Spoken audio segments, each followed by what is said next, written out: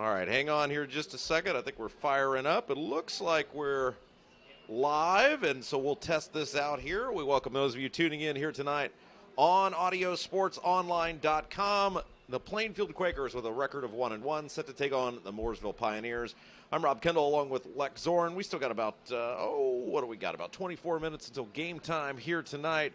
And Lex, it was a tough luck loss last week for the Plainfield Quakers, coming all the way back from 19-0 down, but ultimately falling in the final series, I guess you would say, of the game to a pretty good Tri-West squad. Well, that's right, Rob. You know, and it's already been a wild and crazy season for your Quakers. They could easily be 2-0, and they could just as easily be 0-2. As it is, they're 1-1, with each game hinging on just a few big plays. 2 weeks ago in the opener at Greenfield Central, Plainfield appeared to be in trouble as they initially had no answers to the Cougars' wishbone offense. However, after consuming 5 minutes and 53 seconds on the opening drive, Greenfield Central turned it over on downs at the Plainfield 5, and on the ensuing possession, the Quakers scored on a 94-yard touchdown pass from freshman quarterback Carson Melvin to senior Cale Vanderbush. Plainfield did go on to lose fumbles on two consecutive offensive plays in the third quarter, one of which was returned for a game-tying touchdown. However, the Quakers recovered two Greenfield Central fumbles in the fourth quarter to escape with the 21-14 win. Last week in their home opener, however, Plainfield dug itself a deep early hole. On their first two possessions, Melvin threw interceptions that were returned to the Plainfield 4 and 29 respectively, and on their third possession, the Quakers turned it over on downs at their own 40. All three turnovers resulted in Tri-West touchdowns and a 19-0 lead. Plainfield did slowly claw its way back with three touchdown passes from Melvin to senior Caden Smith in the second half, taking a 20-19 lead.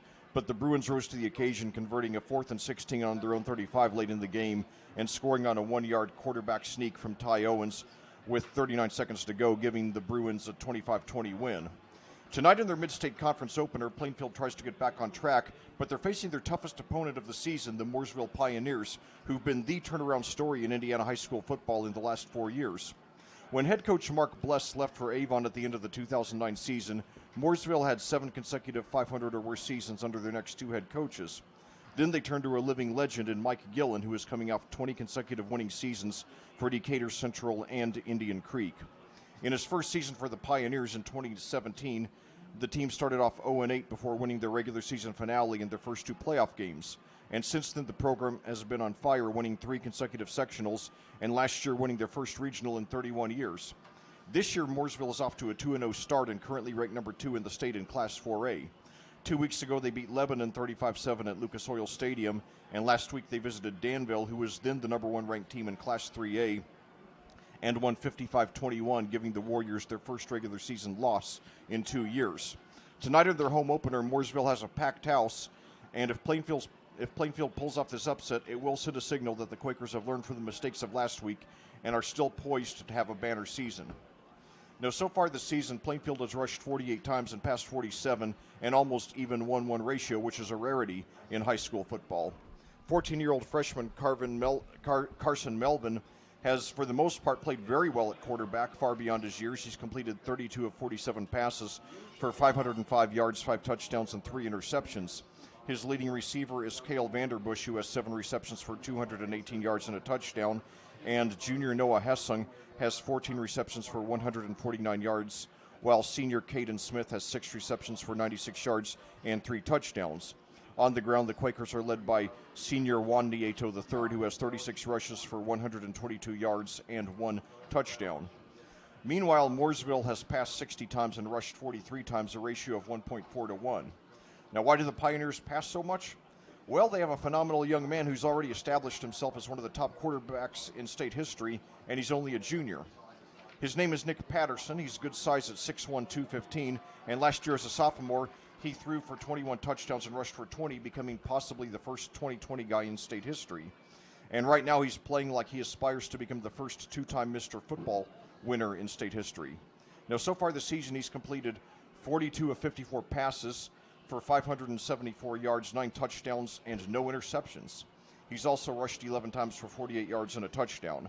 His leading receiver is Logan Jackson, who has 15 receptions for 235 yards and 5 touchdowns, while senior John Clampett has 10 receptions for 168 yards and 2 touchdowns, and senior Gideon Brimage has 6 receptions for 96 yards and 1 touchdown. On the ground, senior Gideon Brimage leads the way with 20 rushes for 140 yards and a touchdown, while junior Brandon Wilson has 6 rushes for 62 yards. Plainfield's head coach is Brian Woodard, who's 89-74 in his 16th season with the Quakers. Mooresville's head coach is one of Indiana's living legends, Mike Gillen, who's 38-16 in his 5th season with the Pioneers, and 343 and 133 in his 43rd season overall. He previously served as head coach for Decatur Central and Indian Creek. So anyway, right now, let's take a look, as we still got 20 minutes or so before kickoff. Real quick, Lex, before we do that, I got those headphones there for you if you go to put those on. Let's thank our sponsors who are making our broadcast possible all year long here on Audio Sports Online. CCB Contracting, Geodis, Ganell Financial, FC Tucker Homes, Haynes Roofing, Team Turley, Fairway Mortgage, Bailey & Wood Financial Group, Marietta CPA, Tropical Smoothie Cafe of Avon, Jimmy John's and Jack's Donuts of Plainfield, and BGW Construction LLC, also the Beacon Sign Company. And if you're just popping in here tonight, here on Audio Sports Online, I'm Rob Kendall along with Lex Zorn, where the Plainfield Quakers are set to take on the Mooresville Pioneers. Don't forget, coming up tomorrow, we'll have the JV broadcast for you. We expect that to start sometime around 10:30. Bring that to you live. It will be a video broadcast here on audiosportsonline.com, so you can check that out as well as the podcast. And don't forget, every Monday, we've got the Brian Woodard Show for you on audiosportsonline.com as well. So we'll be thanking our sponsors throughout the evening tonight. And as Lex said, we've still got about 20 minutes left up on the board. Lex, back to you. Well, thank you, Rob. At this time, let's take a look at what the other 5 Hendricks County teams are up to. All 5 of them are in action tonight. Starting in Class 6A, Brownsburg lost their home opener last week to Cathedral, the number 1 team in Class 5A, by a score of 20-7, dropping the Bulldogs to 1-1 and moving them down 2 notches to number 5 in the AP poll. However, they should get back on track tonight as they open Hoosier Crossroads Conference play, hosting Franklin Central. The Flashes are rebuilding in their first year under head coach Jason West, who's won 3 state championships, 1 at Lawrence Central and 2 at Warren Central. Avon is off to a disappointing 0-2 start after last Friday's 59-35 loss at Ben Davis, as defensive problems continue to plague the Orioles for the 2nd consecutive season. Now unranked for the first time this season, Avon tries to get its first win tonight, but they're on the road against 2-0 and 7th-ranked Hamilton Southeastern. In Class 3A, Danville was hit hard in their home opener last week by this Mooresville team, 55-21, dropping the Warriors to 1-1 with their first regular season loss in 2 years and moving them down 3 notches from number 1 to number 4 in the AP poll. But they have a good chance to get their first home win tonight as they open Sagamore Conference play against Lebanon. Also in Class 3A, Tri-West improved to 2-0 last week with their 25-20 win at Plainfield, which we brought you here on audiosportsonline.com, and that propelled the Bruins up 5 notches to number 5 in the poll. Tonight, they also open Sagamore Conference play at Frankfort. It should be a fairly easy Tri-West win, though the Hot Dogs did go 5-5 last year after 2 consecutive 0-10 seasons, and they enter tonight's game with a record of 2-0, though both wins came against Class 1A teams. And no, I am not kidding about the Hot Dogs, and that really is Frankfort's name. And finally, rounding out the county in Class 2A, Cascade lost 28-6 last week at Beech Grove, dropping them to 0-2 on the season. Tonight, the Cadets have another tough game as they visit 2-time state champion Cecina in East Indianapolis. The Crusaders are ranked number 13 in Class 2A. All right, let's thank our sponsors. Again, the Beacon Sign Company is a full-service sign company celebrating 20 years in business. Proud sponsors of Plainfield High School football. 317-272-2388, beaconsign.biz. And John Denninger, Jenny Rice, Melissa Sheetzer, Jill Martin, your FC Tucker Plainfield realtors that live, love, and work in the same community as you. Give us a call to help you find your next home or sell your current one. We love the Plainfield community.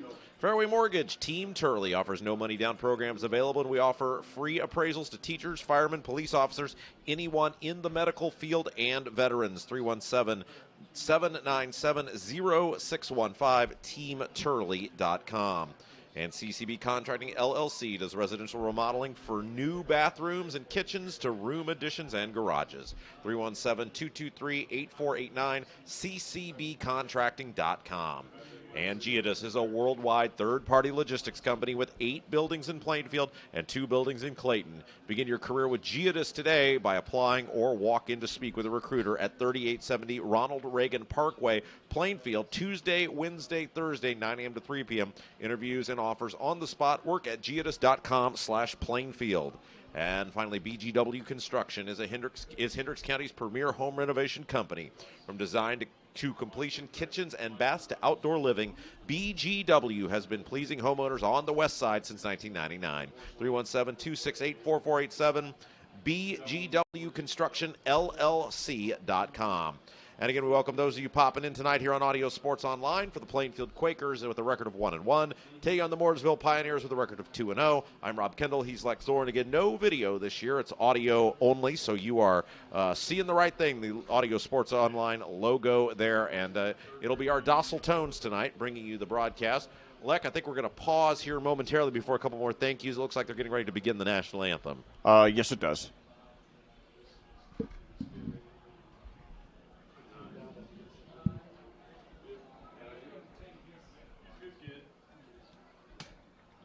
Now, real quick, let everybody know you may not hear the national anthem. We're a couple rows back here in the press box, so we will do our best to get this microphone out the window so you can, or close to the window so you can hear the national anthem.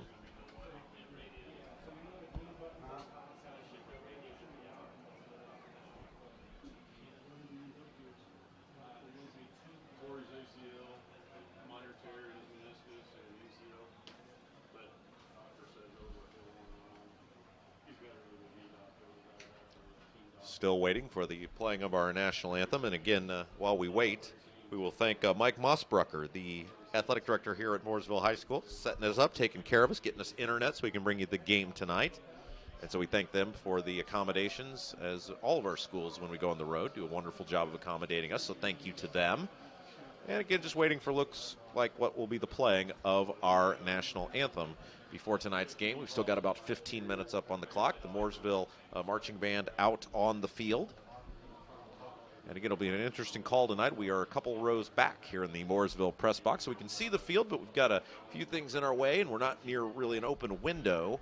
So the ambiance may not be exactly what it normally is in terms of hearing the crowd, but we will make do. Lek will vouch, we have worked with worse. Didn't you have a coat hanger one time holding the door together, I think, at some point? Yeah, yes. In fact, yeah, that was ironic. That was a Plainfield game back in 20. Oh, hold on. I'll tell this story after. They're making a PA announcement here. I will finish the story in just a moment because it's one of my favorites, especially related to Plainfield. Okay. Oh, never mind. Okay, they're not. This isn't the starting. Looks like they're going through the starting lines. Okay, so I got time. Well, back in 1994, Plainfield was still in Class 4A, and they advanced to the second round of the playoffs, and they played at a school called Northview. I think you mean 2014. 2014, yeah, 2014, yeah. Good. Thanks for catching me there. Yeah, 2014. We had a 2-7 regular season, but then got healthy late in the season. That was when Dante Keys and Gavin Ritter stepped up late in the season as stars on the team, and we beat. We got a home win over Danville in the first round, and then next week went out to Northview, and it was on Halloween night. And it actually snowed, believe it or not, on the way to the game. It's the earliest in the season I've ever seen snow in my life here in Indiana. And I got to Northview, and they historically been a pretty bad program, although they did have a good year that year. They were 7-2 in the regular season. But that night I got to the press box, and it was already miserable because it was so blasted cold. And the door handle was gone, and somebody had unwoven a wire hanger and weaved it through the door, and that was used as the handle. So, and not only that, but the school, by the way, is in a little town called Brazil, which has two claims to fame. It's the hometown of Jimmy Hoffa and the hometown of 80s rocker Henry Lee Summers. Some of you people of my generation probably remember his hit singles "Hey Baby" and "I Wish I Had a Girl" in the late 80s. However, They also have a high school there, Northview, and it's so far out in the boondocks that I called, I'd say 20 to 25 times last night. I was broadcasting the game on my phone because the cell phone signal out there was so weak. So, fortunately, Plainfield won the game. It was 28-13, and then the next week they came back and nearly got what would have been one of the marquee wins in school history. They lost to Roncalli 24-17, a game that I'll never forget. The game that I was just so proud of the boys, even though they did lose, that they hung in there right to the end. And it was a team that had beaten us, by the way, 8 weeks earlier in the regular season by a score of 27-3. But this night we nearly took them down, and so really it's one of the that's really one of the more underrated playoff runs in Plainfield history. So it's a really thrilling end to that season after the rough injury-plagued start. Still waiting for the beginning of our national anthem here, so we're what do they call it? We're filibustering time as we anticipate here any moment. We're going to have our national anthem, and we wouldn't want to get into a really deep thought and then have to cut it off. The audience would just be up in arms if we had to do that. So again, a beautiful field here at Mooresville High School. It's been several years since I've been out here. They now have the field turf. Not only do they have the field turf, but I'll tell you, the last time I was here, and keep in mind this is my 10th season of commentary, and Mooresville, I've commentated at approximately 40 high schools, and Mooresville's the only school I've ever been to in my commentary career that still had the old rugby-style goalposts. Yeah. And they now have replaced them with the more modern design. And for those of you who don't know what I'm talking about, in the beginning, since American football evolved from the British sport of rugby, initially the goalposts looked the same. That is, there were two posts along with a crossbar, and that was the standard for many years in American football. And then it evolved so that now most goalposts just have the one post and then the crossbar and then the two uprights. So yeah, it's a beautiful field. Really they've done a nice job putting this field together, and I do like they've still got the traditional older bleachers. I don't know, there's something about me that just really likes those older bleachers in which they're like, okay, visitors, your bleachers are going to be half the size of the home crowd, and good luck with that. I don't know, there's something charming about that. I like it. Oh, I do too, and to me, every year when it's the first game of the season, because one thing that I hate about high school football is that the off-season is so long and just so agonizing. I go through about 40 consecutive Fridays every year without high school football. I do have serious withdrawals. So that when I show up for that first game the next year, the feeling of walking up those metal bleachers is just such a good feeling. It's like, oh yeah, high school football's back. All right, so again, anticipating the countdown here, starting to see it looks like at least part of the Mooresville Pioneers huddling towards what would that be? This be the south corner of the field there, getting ready to come on the field. It looks like they've got the big inflatable tent up, and I think we misjudged when the national anthem was going to be, because it looks like they're continuing their process of the pregame warm-ups, and now it looks like Mooresville's getting ready to run through that tent and come onto the field. So we still probably do have a little bit left here to go until our national anthem starts tonight. Again, if you're just popping in, I'm Rob Kendall. He's Lex Zorn. Thanks for joining us tonight here on Audio Sports Online. Your Quakers with a record of 1-1 will take on the Mooresville Pioneers, one of the top teams in their class in the state of Indiana, with a record of 2-0. And again, Plainfield's a team like we talked with Coach. Okay, here we go. They're going to play now. All right, here we go.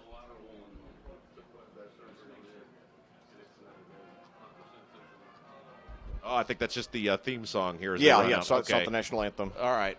We'll get this national anthem in eventually. We are adamant that they play this national anthem here tonight. Yes. But Plainfield's going to be a team, we talked with the coach about this week, that's going to improve throughout the year because they're playing a freshman quarterback. And he can't help but get better every time he goes out there because every game is a learning experience. Yeah, that's right. And they do have their backup quarterback available for the first time tonight, Hunter Newell. He is a sophomore, 6'1", 175, and I think they'd probably like to get a look at him at some point. But I think Carson Melvin will be the go-to guy. I mean, he's got an incredible arm.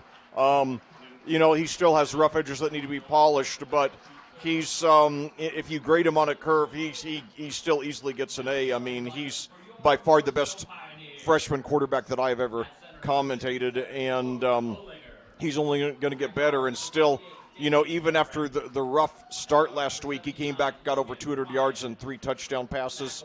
And still, there aren't a whole lot of freshman quarterbacks who have, through 2 games, 5 touchdowns versus 3 interceptions. So, certainly you got to, look at got to look at the big picture, and you know that if he gets one of those interceptions back last week, Plainfield is 2-0 right now with the freshman quarterback. So yeah, and it's so interesting to watch these games now, Lek, because as Mooresville was coming out on the field, it looks like maybe a student station of some sort. He actually has live video in the feed, in the huddle. And, remember when we first started this company 15 years ago, we were on flip cellular telephones announcing the game. And so it's really interesting to see how much technology has evolved in this process. By the way, speaking of evolution, you're closing in on broadcast number 100 with us, aren't you? This is number 100. Hey, congratulations. Yes, thank you. Yeah, I remember the first one all the way back in week 2 of the 2012 season. I actually learned about audio sports online on Craigslist of all places. That's right. Yeah, that's right. And I saw it's like I'm a sports guy. I think I can commentate. I think I can break the game down pretty well. And so I sent Rob some messages, and I'd write him about every month or two to see if he had any openings. And then one day it was I think 3 days before the game, he said, "Can you broadcast Brownsburg at Noblesville this Friday night?" So I was ready to jump on it, and I've been there ever since. So yeah, many of and that's the one nice thing we still do here for Plainfield. We're still able to do home games, of course, the road games you're listening to here tonight. But many of the schools we once covered now have student television or radio stations or internet feeds. But that's great. It's great that the kids have been able to learn. But it is interesting to see how technology has advanced, and yet here we are, Lex. So congratulations on broadcast number 100. Well, thanks. Hoping for 100 more, 100 plus more, and hopefully Plainfield, and now with their 14th season on Audio Sports Online, hopefully for 14 plus more years of broadcasting the Quakers.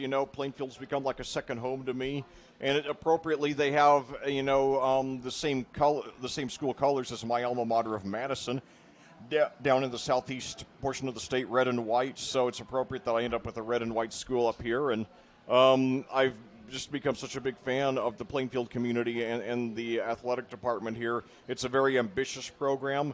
You look at their win-loss records, and they usually hover around 500, but that doesn't tell the whole story because Plainfield consistently plays one of the toughest 5A schedules in the state every year. And, they could play if they played an average 5A schedule, they would probably go roughly 7-2 every year. But they play a lot of the big boys, a lot of the hardcore opponents. And that will pause for the national anthem. All right, here we go. Ladies and gentlemen, good evening and welcome to Mooresville High School. As members of the Indiana High School Athletic Association, it is our intent to conduct all athletic events within a framework of good sportsmanship.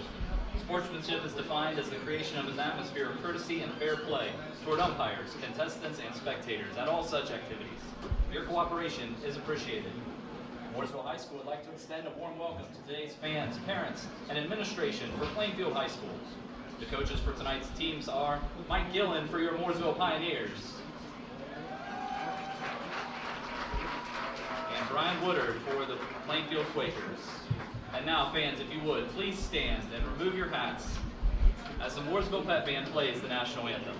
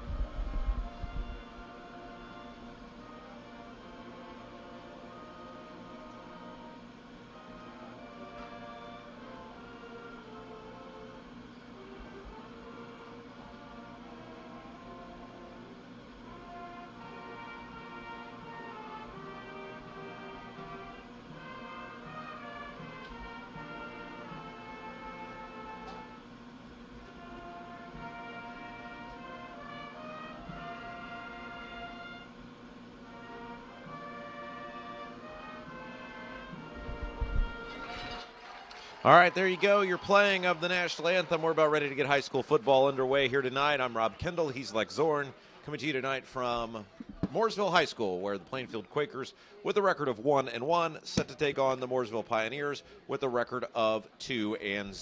Mooresville will be the home team on the scoreboard tonight. They're going to wear the blue jerseys, white letters and numbers, gold trim, waiting the Plainfield Quakers still to come out on the field. And again, we want to thank all the folks out here at Mooresville High School for setting us up and taking care of us. Nice internet feed so far here tonight. We'll knock on wood with that one. You never count your chickens before they've hatched, Leck. But, I know. Taking good care of us at this beautiful stadium. An overcast night here in central Indiana. And we are excited to bring you high school football. Again, an audio-only broadcast tonight. And so, Leck, I'll tell you what, it's going to be interesting to see. The freshman quarterback for Plainfield seems to be getting better every week. Obviously, it was hit and miss. Last week, here come the Plainfield Quakers onto the field. Road white jerseys, red letters and numbers, silver pants, silver helmets. And again, it'll be the evolution of the starting freshman quarterback for Plainfield, Carson Melvin, and we'll see how he improves from week 2 to week 3. Yeah, that's right, and especially how he does in this duel against, right now, maybe the best quarterback in the state and, likely to be the best quarterback next year. It's a guy who's playing, like he wants to be the first 2-time Mr. Football winner in Indiana history. Nick Patterson last year as a sophomore, 21 touchdowns passing, 20 touchdowns rushing. Already through 2 games this year, 9 touchdowns, no interceptions, completing nearly 80% of his passes. So obviously, Melvin, is being thrown into a fire as a freshman. He's responded very well so far. Hopefully he's learned from those 2 early interceptions last week, and he's ready to come out swinging tonight and bring the A game. Now, hopefully Plainfield will get the first possession. Hopefully they'll win the coin toss and receive tonight. The last 2 weeks, they've been thoroughly dominated in time of possession. That's something that they need to try to reverse tonight, especially against a nearly flawless offense like the Pioneers have. If Plainfield can get the ball first, you run off 4 or 5 minutes, get a score, not have to play from behind, that will put them in an enviable position. And certainly it does help that even though they have a freshman quarterback, they do have 3 upperclassmen for him to throw to.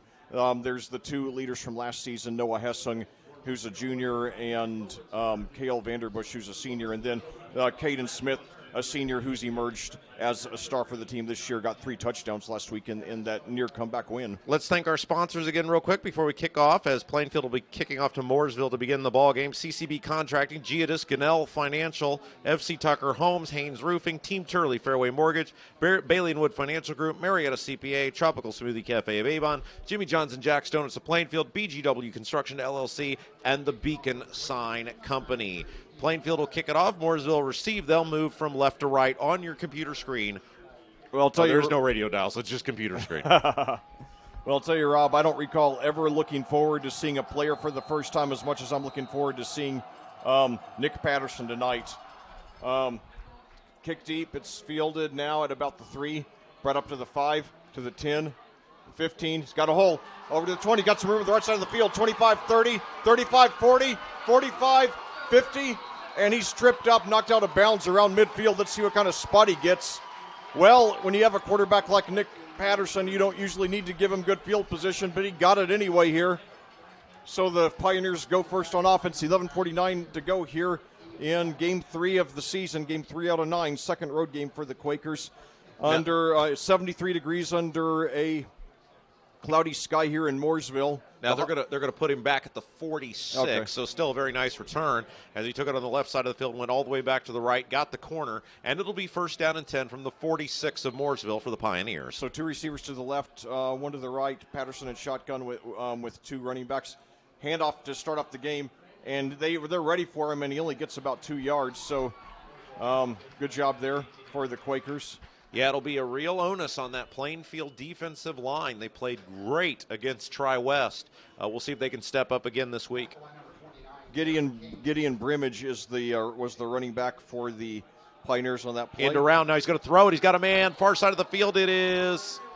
Incomplete on the far side of the field. Had a man open. They tried a little, I guess you'd call that a flea flicker, and the intended receiver that time was number 12, Brady Johnson. So Patterson incomplete on his first pass of the game, and so that brings up... It wasn't Patterson. It was the running back coming around on the end there, so an incomplete pass. Okay, sorry about that. Number 2, it was Hogan Denny, the passer that time. And now now a pitch over to the left side, and he's brought down, and it's going to be 4th and long. Nice job that time. Little screen pass to the aforementioned Hogan Denny, but a host of Quakers coming up to make the hit that time. And as you said, Leck, it'll be 4th and long, and it looks like Mooresville will punt. Yep. So, well, that's, of course, they could go for a fake. But, yeah, if Plainfield does succeed in a 3-and-out to start off the game for their defense, that's a huge confidence boost. So 10:53 to go and counting here. Now we say they're going to punt. Hogan Denny's back there. They're in a formation. It looks like they could do several different things here. We'll see. It is going to be a kick. He does kick it. It's a high kick, very well placed. It'll bounce at the 15, spin forward a little bit, be down at the 18, and so it'll be 1st and 10 for Plainfield. Well, good start to the game for the Quakers defense. They were ready. They So, and it's hard to, Patterson didn't even throw a pass. The only pass for Mooresville so far thrown by Hogan Denny on a trick play. So, what a great name, Hogan Denny. Yeah, yeah. And of course, that's part of the oddity of this generation. Now we're starting to give kids, well, it's been going on, I guess, about 20, 25 years now, giving kids first names that have traditionally been last names. So now, Carson Melvin trying to shake off last week's loss. 2 receivers to the right, 1 to the left. Juan Nieto III, the running back. He's taken almost all the rushes for the Quakers this year. Hands off to Nieto, and they're right on top of him. He does spin around. I think he got a couple of yards. You know, that's one of the big things for Juan Nieto tonight and for Plainfield as a whole is they got to try to pick up some yards in these first couple downs. You got to stay out of those 3rd and longs that put a lot of pressure on your freshman quarterback. Yeah, and of course, great job by the Quakers on putting the Pioneers in 3rd and long. So 4 yards for Nieto there. So 2nd and 6 now, trying to start a 3rd and long. Plainfield's moving from right to left, again in the road white jerseys, red letters and numbers, gray pants, gray helmets. Confusion there at the line of scrimmage, Plainfield taking their time. And now there's a whistle. Before the snap, timeout going to be called by the Quakers.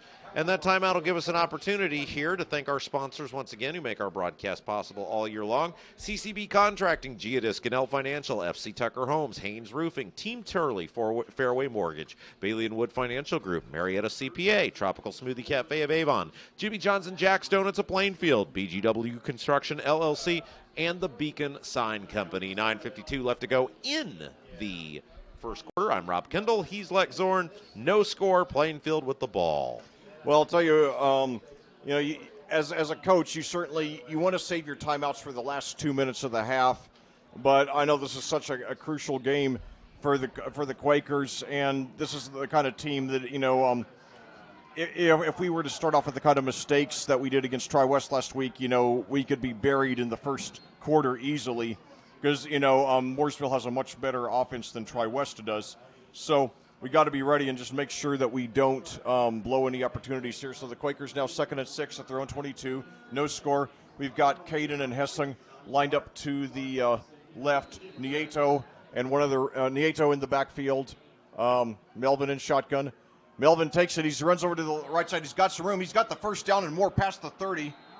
So Carson Melvin with easily his best rush since that 11-yarder he had there in the opener at Greenfield Central that set up the go-ahead touchdown there. So they give Melvin credit for 11 there, bringing up first down for the Quakers at the 33. Yeah, so it'll bring up first down and 10, as you said, Leck. A Plainfield driving here. Nice way to start the game. 9:35 left to go in the first quarter of action. So Smith and Hessing to the left, Vanderbush to the right. Nieto, the running back. Now, Melvin throws the screen pass complete to Hessing. He's past the 40, and he's knocked out of bounds. He might have gotten the first down. Let's see what kind of spot they give him. Nevertheless, Melvin is complete to Hessing on his first pass of the game. Yeah, so it is going to be enough for a first down, it looks like, Lex. So Plainfield continues to move the chains. So a much better start to the Quakers offense than they had last week, that's for sure. So they give them credit for 11 on that one. Melvin to Hessling. So now Melvin drops back again.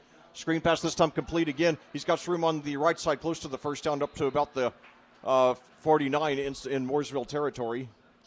Yeah, again, nice job across midfield, making those safe passes, this time to the far side of the field, and a real good play set by Brian Woodard and company early on in the ball game. And who is the receiver on that? Oh, let's see, Leck. I want to say it was number 2 for Plainfield, but I can't guarantee that. 80, okay, we got 80. Oh, all right, sorry. so it would be, yeah, okay, Springs, okay, yeah. So Cooper Springs with his first of the game. So Melvin has completed his first 2 passes. So now screen pass over to Hessling. He's got it, and he's got some room on the left side, but he's brought down around the line of scrimmage there. Yeah, so that'll bring. Problem on that one, Leck, he had to move back. Hessling did to catch that ball that actually may have been a lateral. I don't know. He caught it, so it didn't matter, but had to move backwards to catch and then just couldn't get the momentum going forward. Yes, indeed. So they'll bring up now 3rd and 6. So now a big 3rd down for the Quakers. They want to keep the drive going. They got 2 receivers out to the right now. Melvin on the keeper. He could have the first down. He does, and maybe a yard more up to the 45 or 46. And one of the things we were told, now the game started, I think we can tell everybody, is we may see a lot more quarterback running. We had talked about Melvin's inability or unwillingness, I guess I should say, not inability certainly, to run the football last week. He seemed hesitant. I think that was because they felt they didn't have a backup quarterback they could put in the game. I think they feel that way this week, so we may see more running from Melvin. Yes, I mean, and like I said, he got he got 7 on the first one, 11 on the first one, 7 on the second one. So now Melvin again, and he fakes the pass, but he escapes a sack and he gets about 3, so making something out of nothing there. So Melvin off to a very promising start tonight. Yeah, nice job that time by Melvin, able to, as you said, Leck, very eloquently able to get something out of nothing, good enough for a 3-yard gain for Plainfield. So Melvin now 3 for 21 on the ground. So the Quakers now have it 2nd and 7 at the Mooresville 43, 6:58 to go and counting. Still no score, game 3 of the season. So one receiver to each side. Now handoff to Nieto, and he's got some room. He gets up for about 2 or 3. Now, obviously, they want this drive to end in points, as you do every drive, but this is a really nice drive by Plainfield. They've been able to eat a lot of clock, keep that great Mooresville offense off the field, and move the ball in order to flip the field position here as they're all the way down to the 41.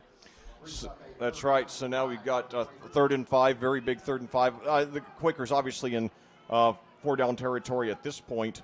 So now they line up. They've got Caden Smith out to the left along with Vanderbush and Hessling. And now another keeper by Melvin, and then he breaks a tackle and drags a guy up. He's going to be just shy of the first down. It looks like our intel, we won't say who gave us the intel, but it looks like our intel was good on the propensity to run the football from the quarterback position tonight. It pays to know people in the know, Leck. Yeah, indeed it does. So now Plainfield 4th and 1. Melvin 4 for 25 on the ground in this game. So the Quakers line up. They've got Smith and Hessling to the left. The Mooresville fans hoping for a turnover on downs here. Nieto, the running back. Melvin in shotgun, 5:40 to go. He gets it, and he takes it himself, spins around. He might, I think he might be. That was a bad spot. I mean, he came all the way down near the 35, which it would have been enough for the first, and they're debating the spot here. Boy, that looked like a bad spot.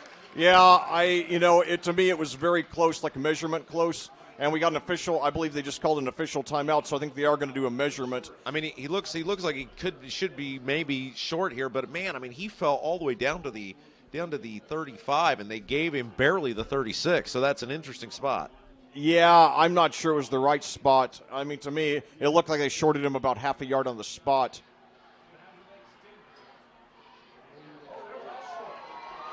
And now he's about, boy, I don't agree with that call. He's short. But, yeah, I don't think it was the right spot. But, well, you know. And there are no reviews. There are no instant replays. Yeah.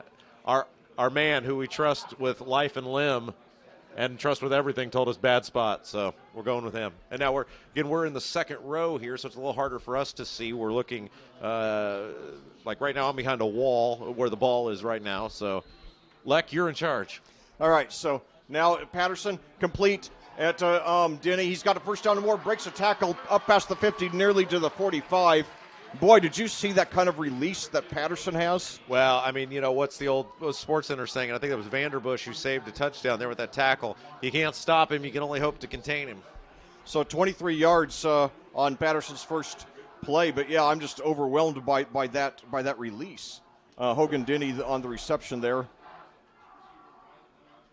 So now a keeper there by and now he's got the first down and more, 35-30. And breaks a tackle inside the 25, 1 man to beat, and he goes all the way for the touchdown. No, they're going to call him out. Unless he was pushed out. Yeah, they're going to call him out at the 2, but what a run, Leck. I mean, he was hit at least 4 times during that play, and they could not bring him down. What an absolute incredible effort by the quarterback for Mooresville, Nick Patterson, and that was just pushing guys off of him. That's a running back. That's a quarterback in a running back's body. Yeah, 40 yards there. Remember, Patterson, 20 rushing touchdowns last year as a sophomore.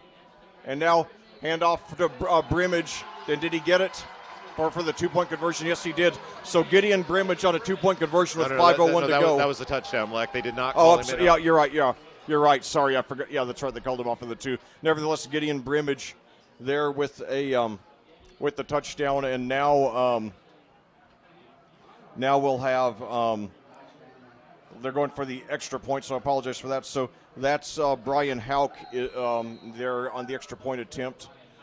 Denny is the holder there.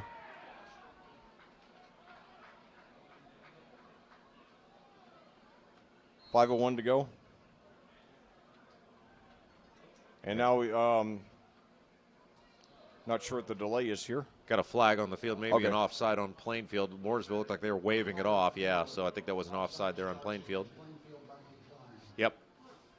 All right, so now they will try the extra point. Brian Hauk, the kicker. High snap, but he gets it down, nearly blocked, and he gets it away, and it is good. So with 5:01 to go here in the first quarter at Mooresville, the host Mooresville Pioneers take an early 7-0 lead. Think about how much that changed. You went from inches away from having a fresh set of downs to basically a minute later they go 60 yards and it's a 7-0 game. Yeah, and you know it's appropriate because as I said in the pregame segment, Plainfield could easily be 2-0 and they could just as easily be 0-2 as it is they're 1-1. Both games hinged on just a few big plays, and right now this one is hinging on a couple of big plays. And also a controversial call that, you know, a spot that to me looked like it was about half a yard short that cost the Quakers a first down on their last possession. And then on the next, on Mooresville's ensuing position, first of all, on their ensuing possession, Patterson throws 23 yards to Hogan Denny. And then the next play, Patterson takes it himself 39 yards down to the 2, setting up a 2-yard touchdown rush by Gideon Brimage for the score. And again, thank those of you who have been popping in throughout the broadcast here tonight. Again, an audio-only broadcast here on Audio Sports Online. We'll have a video of the JV tomorrow if you want to check that out. It's scheduled to start about 10:30. We'll be out there. As Mooresville set to kick this one off, Plainfield now trails it by a score of 7-0 here with 5 minutes and 1 second left to go in the first quarter of action. And they appeared a little bit concerned, at least, about the onside kick because Plainfield had several guys up near the line of scrimmage. Now they revert back into what would be a more traditional kick return formation. So Quakers need to answer. They don't want to go down 2 possessions. You know, they came back from 3 possessions down last week. That'd be a lot harder to do against Mooresville. So now the kickoff brought down just past the 20. Yeah, we talked with Coach about this a little bit in the coaches show this week. You've got to play almost a perfect, game against a team of Mooresville's caliber. You just can't make many mistakes because they're going to exploit it. They have great athletes. They execute well. They're obviously very well coached with Mike Gillen. And so you just got to play an almost perfect game out here, and it's tough to do sometimes when you got a young guy out there at quarterback. Yeah, that's right. And we got a great crowd, by the way. Both sides of the bleachers are nearly full. So we have probably about 2,000 people in the stadium here, including about 350, 400 Plainfield fans who made the trip tonight. Hold that thought here. So now we've got two receivers to the right, one to the left. Hand off to Nieto. He's got some room here, past the 25 up to about the 27. So solid start to the drive. Juan Nieto has been solid this year, but he hasn't had a lot of breakthrough gains. He looked very good on that play, though. Yeah, ball possession, again, key for Plainfield. They did a nice job on that first drive of eating a lot of clock. Were able to move the field. Unfortunately, it didn't result in points, but, again, a nice job and a nice gain on first down that time. So, yeah, the Quakers have been dominated in time of possession in both of their games so far. Trying to change that tonight. So now Nieto, again, he breaks a tackle. I think he's got the first down. He's going to be within a yard at least. Boy, they would have killed for that spot about 10 minutes ago. That was a generous spot. If they could have mixed those two together, they'd maybe had some points already. So two rushes of 5 yards each from Juan Nieto. Juan Nieto the third giving us a first down here. So now we've got Cooper Springs and Cale Vanderbush out to the right. Hessung and Smith to the left. Nieto, the running back, Melvin in shotgun, takes a snap, drops it back, looks downfield, throws deep, and just overthrown. The intended receiver was Caden Smith, who had the 3 second-half touchdowns last week. That one overthrown by about a foot or so. Yeah, and again, Leck, you got to take those shots down the field because you can't have them putting all the guys up in the box. That's worth an effort. That time was a well-thrown ball, just a little bit too much mustard on it, and it fell incomplete. Yep, 2nd and 10 now, so we got to get some yards here. Don't want to go down in a 3rd and long, so we got Springs and Vanderbush out to the right, and one receiver to the left. Melvin takes it, rolls to his right, screen pass, got the completion to Springs. He breaks a tackle past the 40, and he's dragged his way up. He's got the first down and more, and drags his way nearly to the 50. So a 16-yard pickup there by Cooper Springs.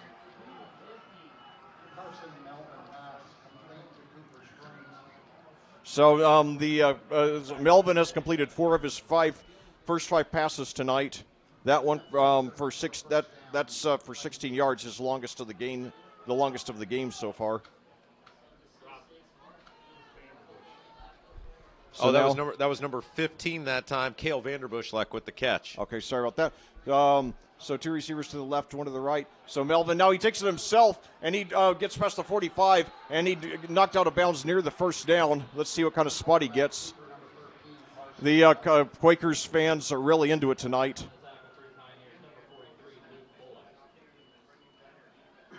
Can we also talk about how great our statistician Jeff Sherman is? Can we talk about how great he is?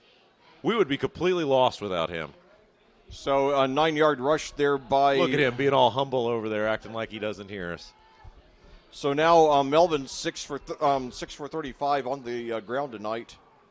So now Smith now to the left, and now Hessen coming over to the left while Vanderbush lines up to the right.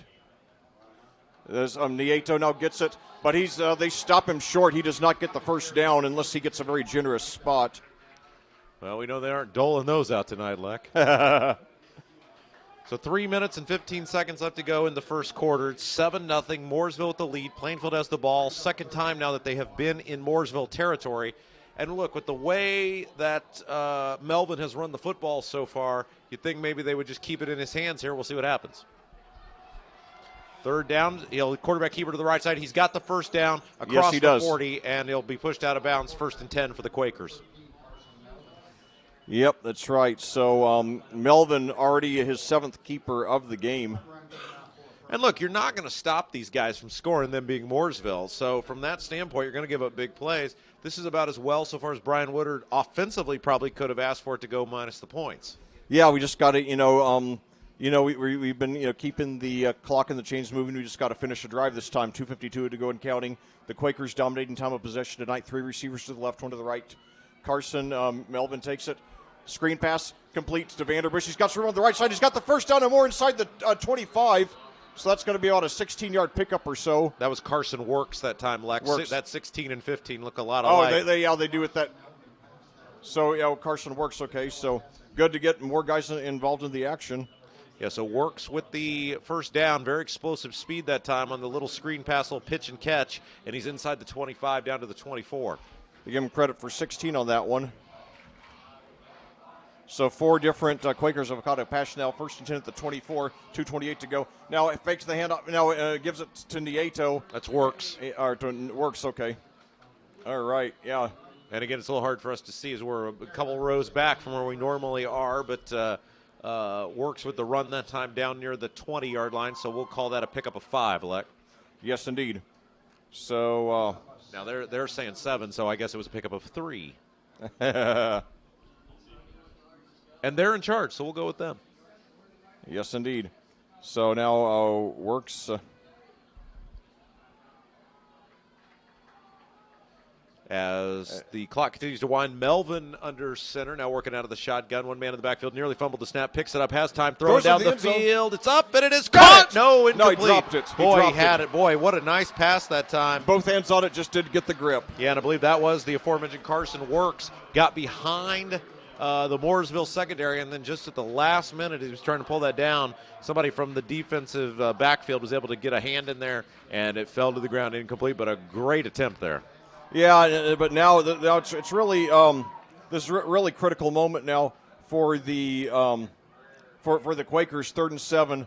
So they don't want to give up 2 consecutive good drives without any points. So we need to get some points here. So we got 2 receivers to the left, 2 to the right now.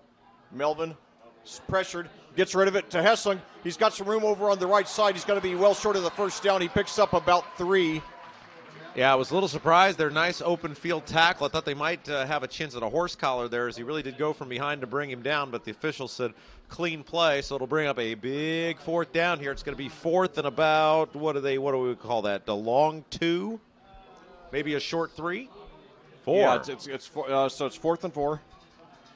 Boy, as clearly indicated here, math was not my strong suit. So now we've got Caden Smith and Noah Hessing lined up to the left. We got a whistle here. So yeah. I think it's going to be the Quakers taking their second time out of the game. Again, you as a coach, you try to save your timeouts for the last 2 minutes of the half, but this is such an important play for the Quakers, and the game could really hinge on this play. They get a score on this possession, and they're in business. If not, then, Mooresville gets the ball back with a chance to take a 2-possession lead. That would be very hard for the Quakers to overcome with this kind of offense. Well, and that's why normally here, because the Plainfield does have a pretty nice kicking game, you might normally try a field goal here, but Mooresville's going to score points and lots of them. You got to score some points, too. You've driven the ball now, second time into Mooresville territory, and your quarterback's playing well. I like the gamble here by Brian Woodard. Let's see what happens. Yes, indeed, and Coach Woodard, he's proven to be a very daring, adventurous coach over the years. So we'll see how he does. So 1:06 to go now. It's been a very fast-paced game, 7:29 your time of day. We got a huge opening night crowd here. This is the first Mooresville home game of the season, their first game in 2 years with full capacity. Last year, teams played with limited capacity, usually I think limited to, somewhere between 500 and 1,000 fans. Certainly better than not having a season, but great to have full stands back this year. So now we've got Hessung and Smith lined up to the left. Now handoff there to Nieto. He plows his way forward. I think he's going to get the first down. He's pushed. He gets some help from his line. Yes, he got it. He got it. What a great call by Brian Woodard. Everybody in the building thinking, hey, they're going to keep it with the quarterback, maybe a quarterback end around, or certainly a pass was possible. And he said, nope, we're playing big boy football. Gave it to Nieto, able to drive forward, pick up the first down, and now they can continue to run the clock and keep the ball moving forward. Great call that time. 50 seconds to go and counting now. Now, keeper there while Melvin gets a block, gets around the inside the 10, the 5, dives it, and he's down at about the 3. He might have another first down. He does. Boy, again, Melvin, just this ability to run the ball this week with what now appears to be they feel comfortable with the backup quarterback option. Just a tremendously different Plainfield offense. And, man, Melvin looked impressive before the first 2 weeks, and now, boy, he is Boy, he's great. And now Melvin gets it. He takes it in himself for the touchdown. Boy, freshman. It's a freshman. That's a 14-year-old kid out there, Leck, and he is playing like a man. What a drive. Second really nice drive by Plainfield. And, again, this offense, it is just night and day out there from what we saw last week. Oh, yeah, and, boy, this is I'll tell you, this really opens up so many doors for the Quakers now that you have not only the dual-threat quarterback, but you also have, a second rushing threat, because Nieto was really their only rushing threat for most of the first two games, so that really opens up some doors for them now. So now Kyle Hayden on the extra point, which would tie it, 34.7 seconds to go. It is up, and it is good, and we are tied. Well, Rob, one thing that really struck me from listening to the Brian Woodard show there this Monday is how optimistic he seemed. I thought he might be down after the way that the game started off for the Quakers, but he seemed very pleased with their comeback effort. And, he seemed to have a very optimistic demeanor going into this game tonight. Well, that's an interesting point you make, Leck, and we talked to him about this. Look, you got a freshman quarterback. Obviously, he knows something we didn't, which was he was given instructions to the kid, don't run the football last week, and he recognizes he's got a kid. You look at the talent this kid's showing as a freshman. Brian Woodard, assuming he wants to continue to coach that long, and I'm sure Plainfield would love to have him, has got potentially 4 years with this kid. 14 plays, 78 yards, 4 minutes, and 22 seconds. That's right. On the drive. So, I mean, why wouldn't he be optimistic? This is arguably the most talented football player Brian Woodard has ever had, and he's a freshman. And he's had some great ones. But, I mean, look at what we've seen here now that they can run the offense they want to run in these first two drives. Yeah, and, this is – Plainfield, hold that thought, 34.7 seconds to go now, the Quakers kicking off. So a very short kick, fair catch, and it's taken at the 33 or 34. So the Pioneers start off with good field position. Let's take a moment to thank our sponsors here, Leck, that are making Plainfield football possible. CCB Contracting, Giadis, Gunnell Financial, FC Tucker Homes, Haynes Roofing, Team Turley, Fairway Mortgage, Bailey & Wood Financial Group, Marietta CPA, Tropical Smoothie Cafe of Avon, Jimmy Johnson, Jack's Donuts, Plainfield, BGW Construction LLC, and the Beacon Sign Company. Well, back here at Mooresville, we're about to resume play. 34.7 seconds to go here in the first quarter. Both teams tied at 7 now. Nick Patterson in shotgun for the Pioneers. 3 receivers to the left, 1 to the right. Patterson, maybe the best quarterback of the state. Fakes the handoff. Screen pass to the left. It is complete, and he's up near the first down. Little pitch and catch that time, just a short pass. Plainfield has to play back, of course, to respect the arm and speed of Patterson. And just an easy pitch and catch that time, very near first down yardage. Second down coming up. So 2nd and 9 for the Pioneers now. Second and one after the 9-yard gain. So 3 receivers to the right, 1 to the left. Fake the handoff. Now Patterson up the middle, and it is caught by Denny. He breaks the tackle. He's got some room on the left side past the 40, 35, 30, 25, 20, and he could go all the way. He's brought down inside the 5. Oh, my God. What incredible speed there by Hogan Denny. Oh, my God. Yeah, I mean, again, we talked about that's why Plainfield just had to go for that on that fourth down there, because you're just not, and that brings about the end of the first quarter, you're just not going to stop this Mooresville team consistently. They're too good, they're too big, they're too powerful, they don't make silly mistakes, and right there you saw another one, just another little short pass. He got out of that one tackle and was totally off to the races. Mooresville knocking on the door now as it's a 7-7 game at the end of the first quarter. Yes, indeed. So, yeah, the game tied at 7, but now the Pioneers first and goal at the 4. The Quakers looking for a stop here.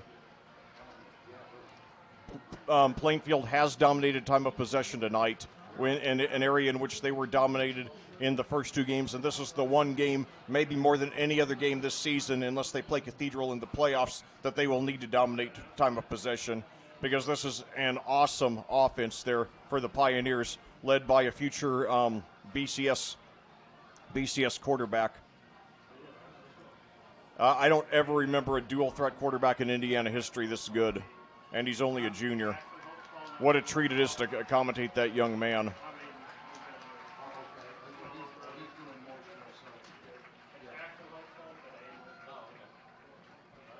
But yeah, I'll tell you, I was just overwhelmed by the speed of, and Denny, you remember he had the 23-yarder earlier in the game. So touchdown. not touchdown, but, so passes of 23 and now 53 yards for Denny tonight. What an amazing talent he is. Yeah, here we go. First and goal from, they're going to put him down, it looks like at about the 4. So 2 receivers to the right, 1 to the left now. Hand off there to Denny. They're right on top of him, though, but he breaks a tackle, and he's got someone on the right side, and he's brought down for a loss. So great coverage there by the Quakers. Yeah, that was 28 that time on the run, like Gideon Brimage. Yeah, Brimage, he got the touchdown in the first quarter, but he's brought down for a 2-yard loss there. And now quickly back and working out of the no huddle. 3 receivers flank wide to the left, 1 man to the right, single man in the backfield. Back to pass, little screen pass, got a man caught. He tries to flank to the far side of the field. He's got the room. He slides into the end zone. Touchdown. That was number 3 for the Mooresville Pioneers. Johnny Clampett with the catch and the run for the score. Johnny Clampett, a senior, gives the Pioneers the lead back with 11:25 to go here in the first quarter.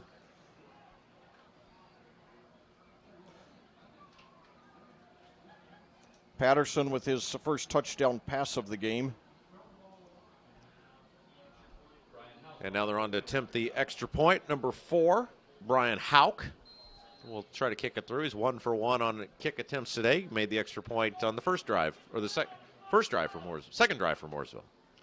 Yes, indeed. And now wow, that's an awesome kick. Wow, I mean, he got that up super high. So Hauk could go on the extra point. So with 11:25 to go here in the second quarter, Mooresville gets the lead back. The tie lasts barely a minute, so the pressure cranked up again on the Plainfield offense, but they've responded well so far. Both possessions have gone very well. A touchdown on the second drive very well could have been a touchdown if not for a controversial spot on the first drive. So that's a 4-play, 67-yard drive in 1 minute and 10 seconds. So 11:25 to go here in the second quarter. Plainfield trying to get those points back that they just lost.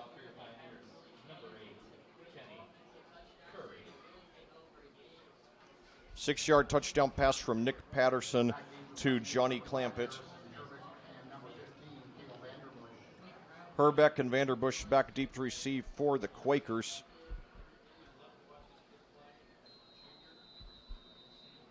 They fake the quick onside kick. That's interesting how long they'll allow teams to continue to do that. That's an interesting thing. I mean, it's a legal maneuver, but, and they're always talking about safety and fairness of play. How long they continue to allow that? I don't know. So the kick deep. Fielded at about the 1, brought up to the 5. The 10, Boy, he was in the end 50. zone and they didn't call it. And he's going to pay the price for it. Is he going to be taken down right at the 20? So return that time of almost exactly 20 yards by Harrison Herbeck. And again, he was in the end zone, which should have been a touchback, but they let it go. Yep. So now the Quakers take over, trying to keep pace offensively. Again, the Quakers have dominated time of possession so far.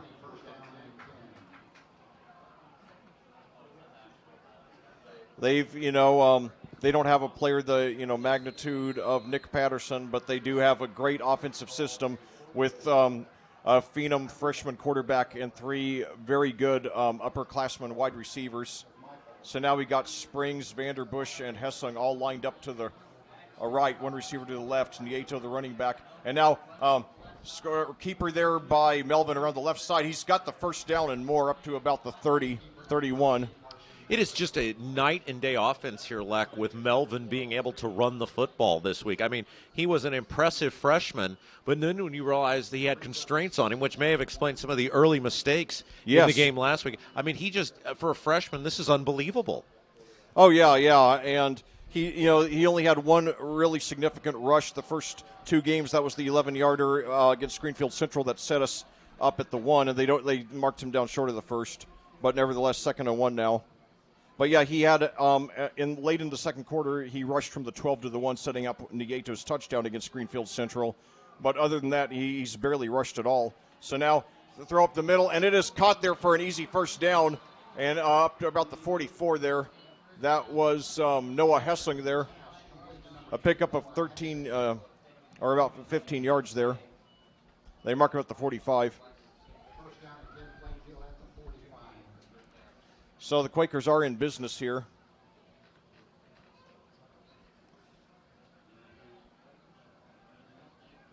So now Melvin, again, another keeper over the left side, past the 50, and he's out of bounds after a pickup of about 6 or 7. And the impressive thing about these quarterback draws, runs, whatever you want to call them, is he's not, in most of these plays, sustaining sometimes any hits, and certainly not big hits, which is what you always worry about. Yeah, he looks like he's very conscious there, and they give him credit for 5. So Melvin, I have him 11 carries already, so quite a workload for that young man. And 2 receivers now to the right, 1 to the left. Handoff to Nieto, and he spins around and gets a first down. Yeah, nice job that time. Big run by Nieto. And Plainfield moving the ball. They've had the ball 3 times. 3 times now they have been in Mooresville territory. And again, these first downs are crucial because it allows you to keep that clock running and keep that clock ticking, which keeps Mooresville's vaunted offense off the field. First down and 10. Snap. Yeah. Play it. No, the give is to Nieto. Drives ahead. Picks up about 3 on first down to the 40-yard line. Yeah, he got a few yards after contact. In fact, actually, that reminds me of one thing that Coach Woodard was very pleased about in his show this week. He talked about the number of yards that several receivers got after contact in that loss to Tri-West last week. Yeah, speaking of the Brian Woodard Show, we'll have that again for you Monday here on Audio Sports Online. We'll have the JV game for you tomorrow. Video action scheduled for about a 10:30 start. So we'll give or take whatever that happens. And now handoff to Nieto. He breaks the tackle, pushes his way forward. He's going to be close to the first down, maybe within 2 yards. Yeah, one of the things Nieto does so well is he always keeps his legs driving. He never gives up, and he was able that time, even though he ran into a plethora of Mooresville defenders, was still able to pick up a couple yards because he kept his legs driving and bounced off of it. Third down coming up. I'll call this one like I can see it. Okay, yeah. It's your turn to be blocked out. As Melvin working out of the gun. 2 receivers wide to the right, 1 man to the left. Nieto the lone man in the backfield. Woodard in tight, right side. Snap. Give Nieto. Takes it right side. Spins out of a tackle. Drives ahead. Looks to have enough for the first down. We'll see. It'll depend on the spot. Seems like we've been here before and said that. If where they're going, it looks to be very close. It should be enough if they put the ball down there. That should be enough. It is. Yeah, it'll be enough for a first down. And what Rob's referring to, this is a nice press box here in Mooresville, but there's a design flaw. There were several blockages that make it hard. There are chunks of the field that you can't see depending on your vantage point. But one of us can always see it, Leck, and that's what matters. That's why we're spaced out like this, so I can see this one, so I'll take it. 1 man wide to the right, 1 man to the left. Snap, back to pass, strepped out. He's going to be flushed out of the pocket. He's going to be hit. He's going to be dropped all the way back near the 39-yard line. So big loss there for Plainfield. It'll set up 2nd and long. Yeah, Melvin with his first sacked for the first time today. 8:06 left to go here in the first half. Clock continues to wind, sets up a 2nd and long for Plainfield. Lost about 5 that time. They'll call it 5 on the board as well. So 2nd down and 15 coming up from the 39-yard line. So two receivers flanking wide to the left. Yep. 2 wide to the left, 2 wide to the right. And Melvin will work out of the gun. Snap back to pass. Steps up. Throws. Got a man caught. Far side of the field. Spins ahead. That's number 2, Noah Hessong. He gets the initial loss back, so it'll bring up 3rd down and about 10 from the 20. We'll call it the 20. 34, I'm sorry. Yeah, they give him credit for 4, so 3rd and 11. 2 receivers in tight left side. 2 men out to the right. Single man in the backfield. Out of the gun. Melvin looks left side, takes his time. Clock is stopped with the 7:39 left to go in the first half. Big set of possession here because obviously the vaunted Mooresville offense has been very hard to stop. Takes his time. Now man goes in motion from left to right and a whistle. And Brian Woodard, he is. Brian Woodard's going to spend the final timeout of the first half for the Plainfield Quakers. Let's thank our sponsors real quick. CCB Contracting, Giatis, Gannell Financial, FC Tucker Homes, Haynes Roofing, Team Turley Fairway Mortgage, Bailey and Wood Financial Group, Marietta CPA, Tropical Smoothie Cafe of Avon, Jimmy John's and Jack's Donuts of Plainfield, BGW Construction LLC, and the Beacon Sign Company. Well, back here at Mooresville, we got a barn burner of a game going here in Game 3 of the season. Your Plainfield Quakers trailing the second-ranked team in Class 4A, the Mooresville Pioneers, by a score of 14-7. It's been a fast-paced game of a lot of big plays involving both teams. Now Plainfield a very critical 3rd and 11 at the Mooresville 34. The Quakers trying to keep the chains going and tie this game rather than giving the Pioneers and their extraordinary offense a chance to take a 2-possession lead that would be very difficult to overcome. Mooresville has probably the best high school quarterback I have ever commentated. This is my 100th game as a varsity commentator tonight. His name is Nick Patterson. He's a junior. Last year as a sophomore, he threw 21 touchdown passes and got 20 rushing touchdowns. And it looks like he's going to eclipse that this year as a junior through 2 games now, 9 touchdowns, no interceptions. 10 touchdowns. He got his 10th tonight, and still no interceptions. So all right, now, here we go. Here. 2 receivers to the left, 2 to the right. 3rd down and 10-ish coming up. 1 man in the backfield as huge 3rd down. Melvin will work out of the gun. Hessung and Smith to the right, Springs and Vanderbush to the right, Hessung and Smith to the left. Nieto the running back. Here we go, back to pass. Quarterback draw, quarterback keeper. Big hole this time, driving forward, and it should be enough for the 1st down. Nice run that time by Melvin. And that time they put Carson Works there in the backfield, so they went with a little bit of a faster offense that time as Nieto now checks back in. I think they were trying to spread the field out a little bit. They did, and it looks like it was effective enough for a 1st down. So the Quakers have it now 1st and 10 at the Mooresville 23. They are in business here. They've dominated time of possession, which they desperately needed to do tonight, so 3 receivers to the right, 1 to the left. Nieto, the running back. Takes snap. Melvin takes snap. Throws up the middle. Touchdown, Noah Hessung. We're an extra point away from tying it. 23 yards from Carson Melvin. Yeah. The 6th touchdown pass of the season for the promising freshman. Yeah, great pitch and catch that time. Melvin had the time, as we said, was able to stand up there in the pocket, fired a bullet down the middle of the field. A little bit low, but Noah Hessung did a phenomenal job on the run of picking it up and putting it in the end zone. Yes, indeed. So Hayden trying to make it 2 for 2 on extra points. This one would tie the game. 7:19 to go here in the 2nd quarter. Marcos Rivera, the holder. Snap spot, kick us up. Got it. And it is good. So Plainfield ties the ball game at 14 apiece. 7:19 left to go in the 1st half. Well, I'll tell you, I love the way that the Quakers offense is playing tonight. And I'll tell you, if the Pioneers were judging Melvin based on the tape of the first 2 games, they're probably in for a very big surprise tonight by how much he's run the ball. And certainly, that's it does not look like the Pioneers were prepared for that. And the kind of coach that Mike Gillen is, you can be sure that he and his staff will make some adjustments at the half. Hopefully the Quakers will be able to respond to that accordingly. Just like a couple of weeks ago when we were up against the great Wishbone offense at Greenfield Central, we made some adjustments at the half and contained their offense very well in the 2nd half. So that's why you got to have good coaches. Yep, and Plainfield will kick it off. Mooresville will receive the kick. 14 apiece, our score. 7:19 left to go here in the 1st half. I'm Rob Kendall. He's Lex Zorn. Go ahead, Lex. Oh, and a very big play on that drive. It won't show up in the scoring recap, but when Melvin got that 11-yard rush on 3rd and 11 to keep the drive going, that was a huge play to set up that touchdown.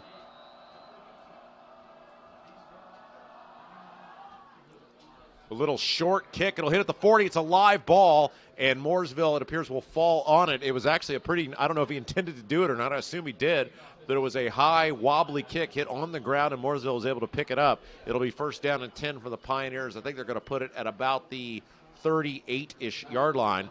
But, hey, if you fear that speed that much in the return game, not a bad choice there by Brian Woodard. And, by the way, can we say, are those electronic down markers? Those are the brightest down markers I've ever seen. You know, I didn't even think about it, but, yeah, they are bright, come to think of it. But so now back to action here. Patterson in shotgun. The phenomenal junior fakes the handoff, throws up the middle, and it is dropped. Incomplete. Nice job that time in the secondary. Number 5 for Plainfield, Herbeck, on the coverage, able to knock that ball down incomplete. Well, you know, as long as we stay within one possession, I like our chances. So that's the key to it. We got to keep it in one possession. Second down coming up for Plainfield. 2 receivers to the left, 1 to the right. Snap, rolls out, left side, rolling, throwing on the run, over the head of the intended receiver, incomplete, and it'll bring up a big third down. That one on the near side of the field that time, incomplete, third down coming up. Now, Mooresville had a 3-and-out on their first possession, then scored easily on their second and third possessions. Now they're in a 3rd and 10 hole. 7:07 to go. I don't think this is 4-down territory, even for a team with an offense like this. But now back to action here. Got 2 receivers to each side now, 1 running back. Patterson in shotgun. Takes the snap, rolls back, now gives it away. He's got some room and he's got the first down and more past the 45. Tripped up near the 40. A gain of about, that was Gideon Brimage there. He scored the touchdown earlier, got about 17 there. Okay, it looks like he stepped out a little bit earlier. They move him down to the 43. Nevertheless, a gain of about 15 yards for Gideon Brimage. Yeah, and it just a nice little trap play that time. Plainfield was in pass protection mode, and they went with the run, and that was more than enough room to pick up the first down. Back to pass, rolling right side, throwing on the run. Got a man caught on the far side of the field. That was number 2 that time, Hogan Denny. He gained him about 6, it looks like, maybe 5.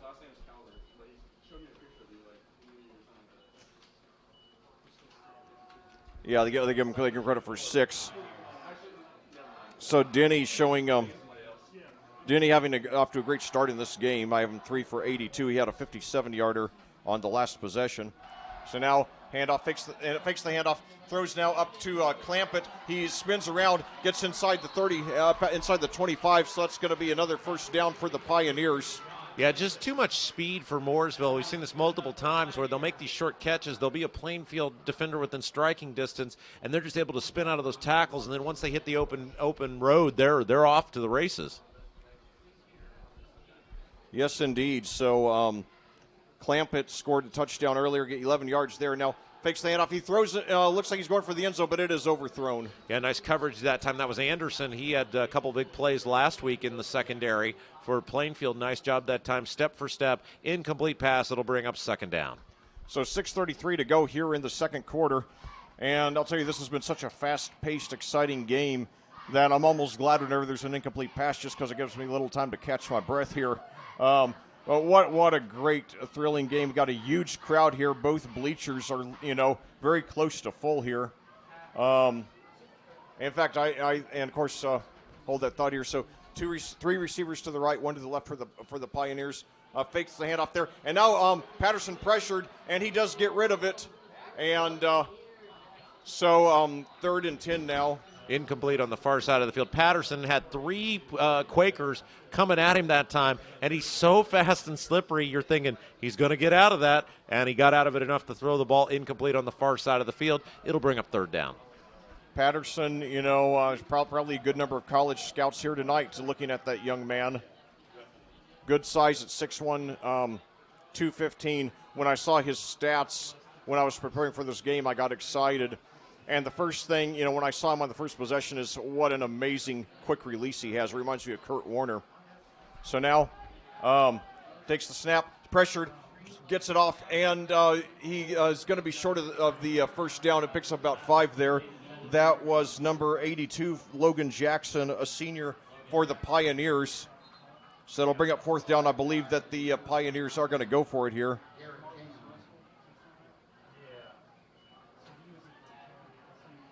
Give him credit for 5 on that one, bringing up 4th and 5.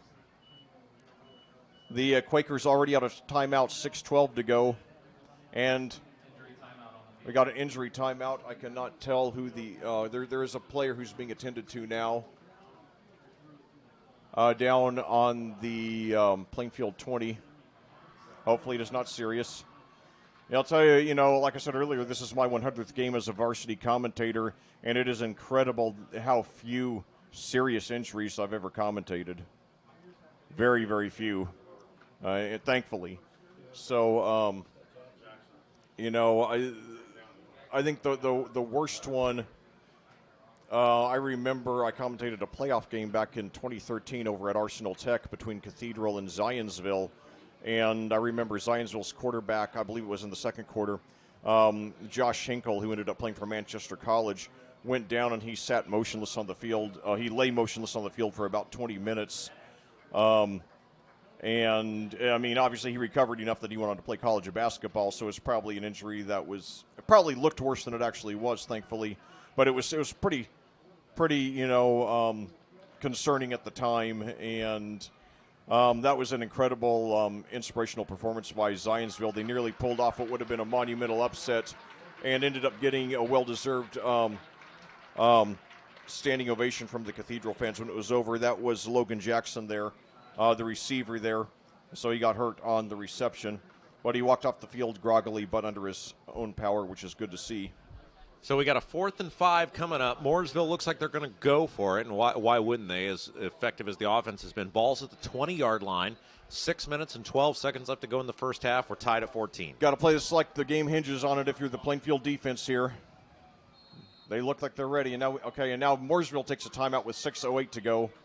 Looked to me like Plainfield was going to go for a blitz there. Let's take a moment to again thank our sponsors who make the broadcast possible. CCB Contracting, Giadis Gannell Financial, FC Tucker Homes, Haynes Roofing, Team Turley, Fairway Mortgage, Bailey & Wood Financial Group, Marietta CPA, Tropical Smoothie Cafe of Avon, Jimmy Johnson, Jack's Donuts of Plainfield, BGW Construction LLC, and the Beacon Sign Company. Well, back here at Mooresville, we got a barn burner of a game brewing. We're nearly a quarter and a half through this game with your Plainfield Quakers and the host Mooresville Pioneers, the number 2 ranked team in Class 4A, tied at 14. Mooresville has a Mr. Football candidate at quarterback, Nick Patterson, a junior. And however, the Quakers have answered everything that the Pioneers have thrown at us. Now the Pioneers have it 4th and 5 at the Plainfield 26:08 to go here in the second quarter. One receiver lined up to each side now.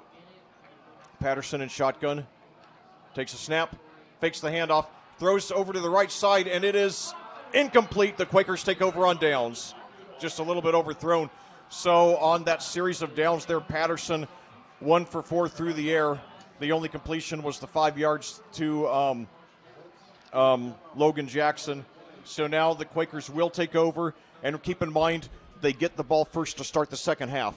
So if they can get a touchdown here, and consume most of the clock to do it, and then get the ball first to start the second half and take a 2-possession lead, that would be awesome. Well, it's fascinating because this is literally like watching a different team this week from the one we saw, last week. Right. And not to in any way undermine or underscore what Tri-West is, but Mooresville is a far bigger team, and they're a far more, accomplished team, I think you would say, if you look at the skill positions than Tri-West, and yet Plainfield's offense just looks like a totally different group out there. Yeah, they do, and certainly, obviously, giving Melvin the go-ahead to rush makes a huge difference. Now 3 receivers to the right, 1 to the left. Hand off to Nieto. He's up the middle. He's stuffed. He plows forward. He might get 1 or 2. We'll see what kind of spot he gets. Nieto, 1,000 yards rushing last year as a junior, hoping for a banner senior season, and they mark him down for no gain. 5:44 to go. Brian Woodard, a very long history of great running backs. Seems like, every time he loses one, he finds another 1,000-yarder out of his hat. So now Melvin, the play is whistled dead. 5:31 to go, 2nd and 10. There's a flag on the far side of the field. That's usually motion on the offense. We'll see. No signal yet. You can see that. I'm kind of blocked out over here. Yeah.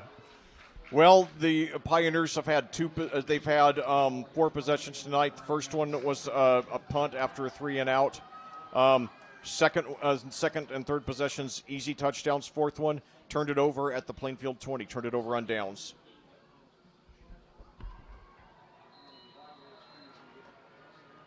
Both Pioneer scores were answered by Quaker scores on their ensuing possessions. And now Melvin, and he's thinks about getting rid of it. He's got some room on the left side. He does get rid of it now. Completion, and he's got some room there, and he breaks a tackle. First down, past the 35, 40, 45. He could go all the way, 40, 35, one man to beat, 25, 20, 15. We got it, yes, 85-yard touchdown pass, and the Quakers have the lead. What a play by Cale Vanderbush. What a play by Melvin to stay out of harm's way. He could have easily been sacked, got out, fled to the left side of the backfield, and then Cale Vanderbush, what an athletic play, made just incredible catch, and then used his legs, was able to get out of a couple tackles. That was amazing. So that pair, Melvin and Vanderbush, have now connected for touchdowns of 94 and 85 yards in the first 2 games. And, the Quakers now have the lead. Now, if we could just hold Mooresville off of the scoreboard the rest of the quarter, get the ball first to start the second half with a chance to make a 2-possession lead, that would be huge. But now, Hayden on the extra point, it is up and it is good. So a new ball game here. How about that? 21-14, 5:06 left to go in the first half. And again, I know it's a broken record at this point, but this is like 2 different ball clubs. This is like 2 different ball clubs, Leck, with this freedom now that Melvin has to run the football. I'll tell you what, vaunted offense so far. I think the description would work.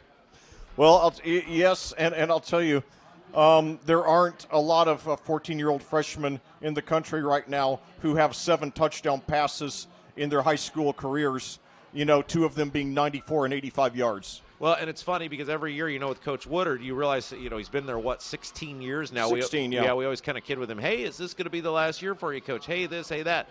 I guarantee right now, Brian Woodard is saying, I think I got at least 3 more years after this one left in me. Yeah, keep in mind, he's only a young man at 47. He could easily be there another 20-plus years if he wants to be.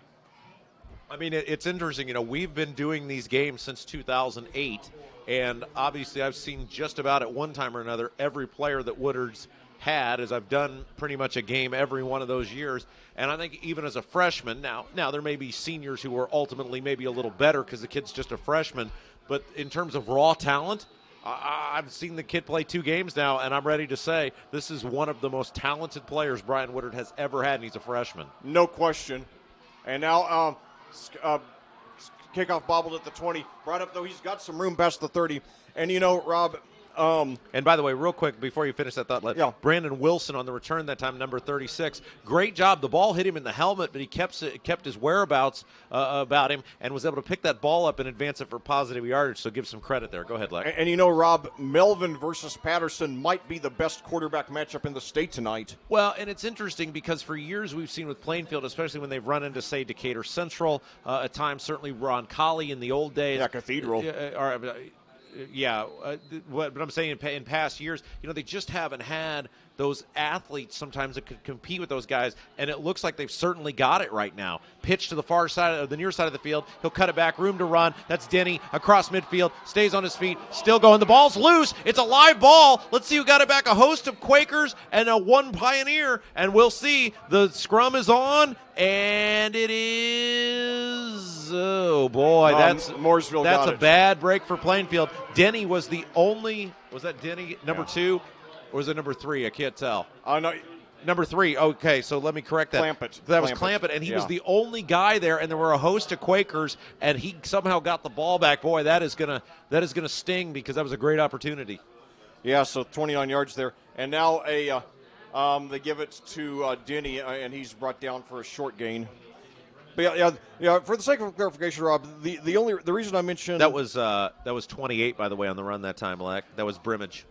Okay, yeah, he got the touchdown in the first quarter.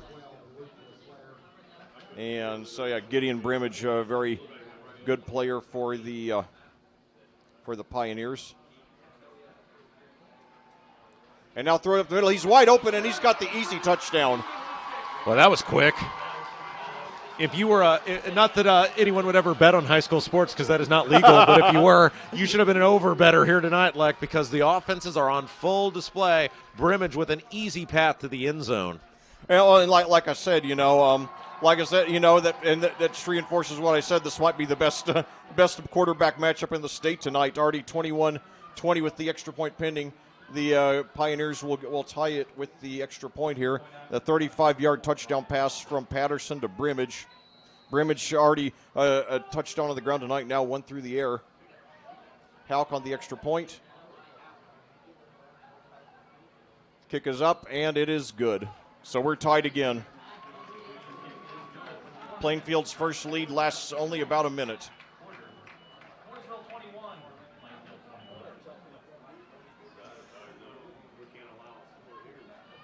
But yeah, for the sake of clarification, and sorry if I misunderstood what you're trying to say, but the reason that I mentioned Cathedral in there with Ron Colley and Decatur Central is just mentioning, the teams to whom the Quakers have lost so far in the Woodard era. In Coach Woodard's first 15 years, 11 of his 15 tournament losses came to either Ron Colley, Cathedral, or Decatur Central. Yeah, and again, you've run into that year after year after year after year. Either they're bigger or oftentimes they're just so much faster. But when you look at the speed of guys like Hessing and Vanderbush and obviously now Melvin back there behind center, I mean, Plainfield's got some athletes that can certainly keep up. And we always laugh about this, especially now with the talent of Melvin. When we first started doing Plainfield, they were always done. Their games were always done in like 2 hours because it was, I formation, handoff. Oh, yeah. Clock would run, and now you have these, hyper athletic offenses that Plainfield runs out there. It's just, again, over the past 14, 15 years, just like night and day. Oh yeah, absolutely. So we've got a tie ball game. 4:09 left to go in the first half. 21-21 the score. Plainfield will receive the kick with 4:09 left to go in the first. What a game. And we're not even halfway through yet. Hold that thought. So it's a deep kick. Taking about the 7, right up to the 10, 15, 20, 25. Tries to find some room on the left side of the field. Gets knocked out of bounds around the 25 or 26 or so. So Plainfield will try to get a score here to close out the first half and not leave enough time for the Pioneers to respond, and then try to get the ball first to start the second. Try to get the ball. Well, they do get the ball first to start the second half, and then they'll try to score and take a 2-possession lead. But first things first, they take over 1st and 10 at the 25. 4:03 to go. Game tied at 21. Incredible display of two superstar quarterbacks in the making. Nick Patterson from Mooresville, Carson Melvin for Plainfield, and now Melvin on the snap over to the left side. This time they're ready for him, and he's brought down around the line of scrimmage. Yeah, we're going to the well too many times there. They obviously were ready for it. Plainfield, or Mooresville, I should say, the defense, really ready to pounce and capitalize. Did a nice job that time. It'll bring up 2nd and long. So what we got to avoid now, especially, is avoid a 3 and out, avoid giving Mooresville a chance, to take the lead, with plenty of time to go in the half. So the Quakers now 3 receivers to the right, 1 to the left. They're letting a lot of the clock, the play clock, run off. Play clock's down to 7 now. Melvin takes a snap, keeper. He's got a rush up the middle. He's going to, gets a few yards, but he's going to be far short of the first, bringing a critical 3rd down. He got about 4 or 5 there. Yeah, Mooresville just keying in on Melvin right now, and again, it'll put the onus back on the Plainfield coaching staff to come up with some plays here that can kind of surprise this defense. They appear, at least on these first 2 plays so far, to have figured out kind of what Plainfield wants to do. Well, so 3rd and 10 now, very big 3rd and 10, 3 receivers to the right, 1 to the left. Nieto, the running back, Melvin, looking over at the sideline now. 11 on the shot clock. A very big 3rd and 10. They really need to get something here. I don't think they would go for it on 4th. So Melvin looks deep, and he now throws up the middle. He's got a man open, but it is intercepted at the 50, at 45, 40, 35. and it's Denny on the interception. He sweeps over to the right side. He's got some room inside the 25. So now he's tackled Logan Denny with about a 30-yard interception return. That guy playing both sides of the ball very well tonight. Yeah, that was the one thing you couldn't afford to have happen there. And again, you talk about learning and growing as a freshman. It's something that we have seen in these first couple games from Melvin is the propensity to throw the ball to the other team. Took a shot down the field. That ball was underthrown. Denny was sitting right there in the middle of the field. Easy interception, and then a nice return, and Mooresville's back in business with 2:22 left to go in the first half. So he got him down at the 18, so that was about a 31-yard rush or return there by Denny. So now Patterson throws into the end zone. He's got, but it's overthrown. Yeah, Patterson rolling to his left that time. Had a man, I believe, let's see as he comes back out of there who that was. I don't know who the intended receiver was that time. We're blocked out. He's coming back on the field. Hang on here, Leck. I'll get it for you. Oh, okay, yeah. And I believe that was Denny, who was the intended receiver that time. Is that a 2 or a 3? I can't tell. That's a 3. Not 3. That's Clampett. All right, Johnny so Clampett was the intended receiver and fell harmlessly incomplete, overthrown ball, second down. Well, it'd be huge if we could hold him without any points here. 2:17 to go. And now fakes the handoff. Patterson takes it up himself. And now he's brought down for a gain of about 3, so it'll bring up 3rd and long for the Pioneers, obviously in 4-down territory here. Yeah, he tried to snake his way there inside in the middle of the field there off left tackle, and just nothing going there. Again, Plainfield, one of the things here, when you can make the field shorter, they can't beat you deep, so Plainfield can really kind of get some guys up there and try to make a big play. Let's see if one of these big linemen doesn't make a play here. Strange was so good last week. Let's see if one of these other guys can step up and have a big hit. Back to pass, looks, center of the field, screen pass, got a man wide open. He's inside the 15. The flag flies late. This is coming back. They're going to get a block, a hold, or something, and I think they're going to hit 79. It would have been a touchdown, but I think they're going to get 79. Logan Ryan, the offensive lineman, on the hold that time. That would have been a Brimage running in for the touchdown. Let's see what the call is here. The flag emphatically threw in. It ended up being at about the 10-yard line. Yeah, Brimage with 2 touchdowns tonight, 1 rushing, 1 passing. Holding is the call on the Pioneers. Mooresville coaching staff upset about that, but it was pretty, when you do it out in space, you can get away with it at the line of scrimmage, but when you do it out in space, they're going to see it. So a good break for the Quakers there. Let's see where they mark it here. Yeah, the one thing positive for Mooresville is it was so far down the field that while it won't be a first down, it's not going to be as damaging as it otherwise would. Let's see where they spot the football.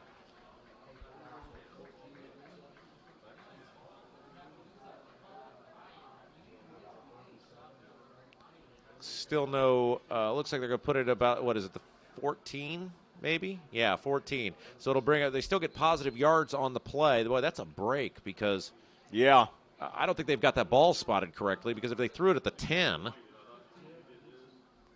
that means it, what? That doesn't make any sense at all where they're spotting this football. Yeah, I don't understand it either. So now 3rd and 8 at the 15. And now fakes the hand. No, they give it to, and he's brought down. He's going to be short of the first down, but it's going to be close. I assume they will go for it here. Yeah, Brimage, no signal yet. They still have not signaled to move the chain, so it'll either be 4th and 1. Yeah, it'll be 4th and 1. And 4th down and 1 coming up. Big moment in the ball game for the Plainfield Quakers defense as the clock is moving inside of a minute 30. Clock is winding. They need just a little bit over, just barely a yard, maybe not even that. And let's see what Plainfield can do here. Mooresville quickly down, working out of the gun. Plainfield needs somebody to step up and make a play here. Here we go. Quarterback keeper, here it comes. He's hit, and he spins forward. It's going to be close. He's trying to drive forward. It's very close, like it's going to depend on a spot. Yeah, it will, yeah. No, wait, so they say it's first. Now they moved the chain, so that was a first down and goal. Well, that was a chain crew did not move the chain crew did not change the sign. They had it as 4th down, so that was actually first down, so not nearly as big a play. That was not well communicated. Yeah, that happens. It's part of the charm of high school ball. So 2nd and goal now coming up for Mooresville from about the 7-yard line. Snap back to pass, throwing to the end zone, and it is incomplete. Okay. Looked like he came down with it, but he was out of bounds. The intended receiver that time was Clampett. So big 3rd down coming up for Mooresville. Clock is stopped with 36 seconds to go. And I'll tell you, Patterson, an outstanding player, but one thing he has done tonight, he's overthrown a lot of his passes. Yeah, they'll live with that. Oh, yeah. So, yeah, a couple of more of his were on target. This could be, it'll be a 1 or 2 possession lead for the Pioneers now. Nevertheless, game tied, 35.9 seconds to go in the quarter. Big third down for the Quakers defense, trying to go into the locker room with the tie. Now giving it to Brimage, and he's in for the end zone for the touchdown, so the Pioneers get the lead back. That play has been there pretty much every time for Mooresville tonight. It's because Plainfield so has to respect the speed of both the quarterback Patterson and those guys on the outside that they leave holes up the middle, and when those front three are not making the push, it's a real tough sled there, and boy, that time touchdown Mooresville with 33 seconds to go in the first half. So Gideon Brimage, his third touchdown of the game, second rushing. Brian Houck trying to make it 3 of 3 on extra points, or 5 of 5, excuse me. This one, or 4 of 4. I'm sorry. This is up and good. Both kickers perfect on extra points tonight. So with 32.5 seconds to go, the Pioneers will kick off. Plainfield's lead lasted a mere 57 seconds, and now they go back into a deficit.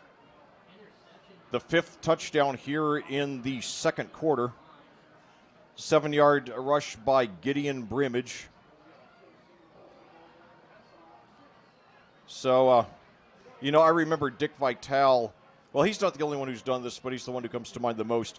Dick Vitale, he used to have his all-name team where he would just pick guys based on the best names. I think Gideon Brimage has got to be up. He's got to be the all. Gideon Brimage has to make the all-name team in Indiana high school football this year. And, of course, obviously he's obviously one of the MVPs of this game with 3 touchdowns, 3 of his team's 4.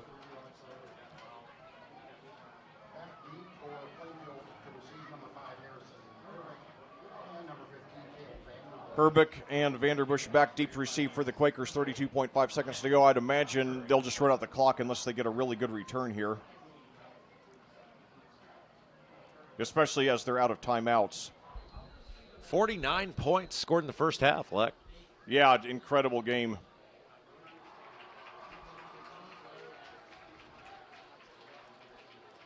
What a night. 8:17 your time of day, so yeah, we might be getting out here pretty late. Hopefully not too late, because you and I have to be back at Plainfield in the morning for the JV game. And it's a touchback. So I would imagine that the Quakers are going to just kneel out the clock here with no timeouts, 32.5 seconds to go. They do get the ball first to start the second half. But yeah, this is easily one of the best halves of football I've ever commentated. So heck of a 100th I'm having. For those of you who didn't hear the announcement earlier, this is my 100th game as a varsity football commentator here in Indiana. Hoping for another 100 more plus. Well, we'll hope that they'll keep us around here at Plainfield, so we'll see what happens. I sure hope so. I love the Quakers. I love this program, and as long as they keep asking me to come back, I'll keep being back. All right, so yeah, they look like they are going to take a knee, and that should do it for the first half. So as they head into the locker room, we'll take a moment here to thank our sponsors who make our broadcast possible. The Beacon Sign Company is a full-service sign company celebrating 20 years in business. Proud sponsor PHS Football, 317-272-2388, beaconsign.biz. And now before we do that, it looks like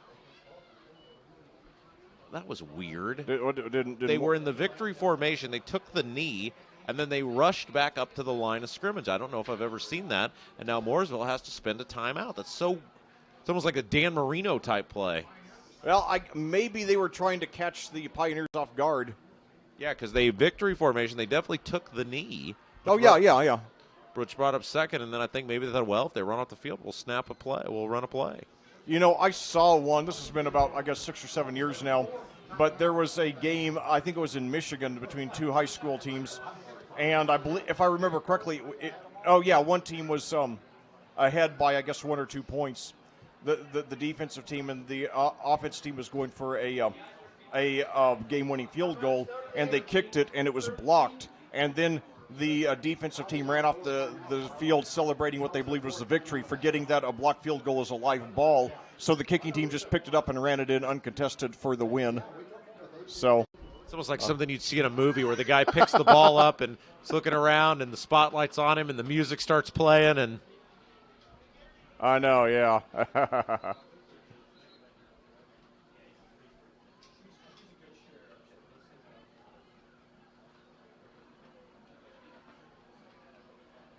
so we still got technically here another play to go. Now they're back in the victory formation.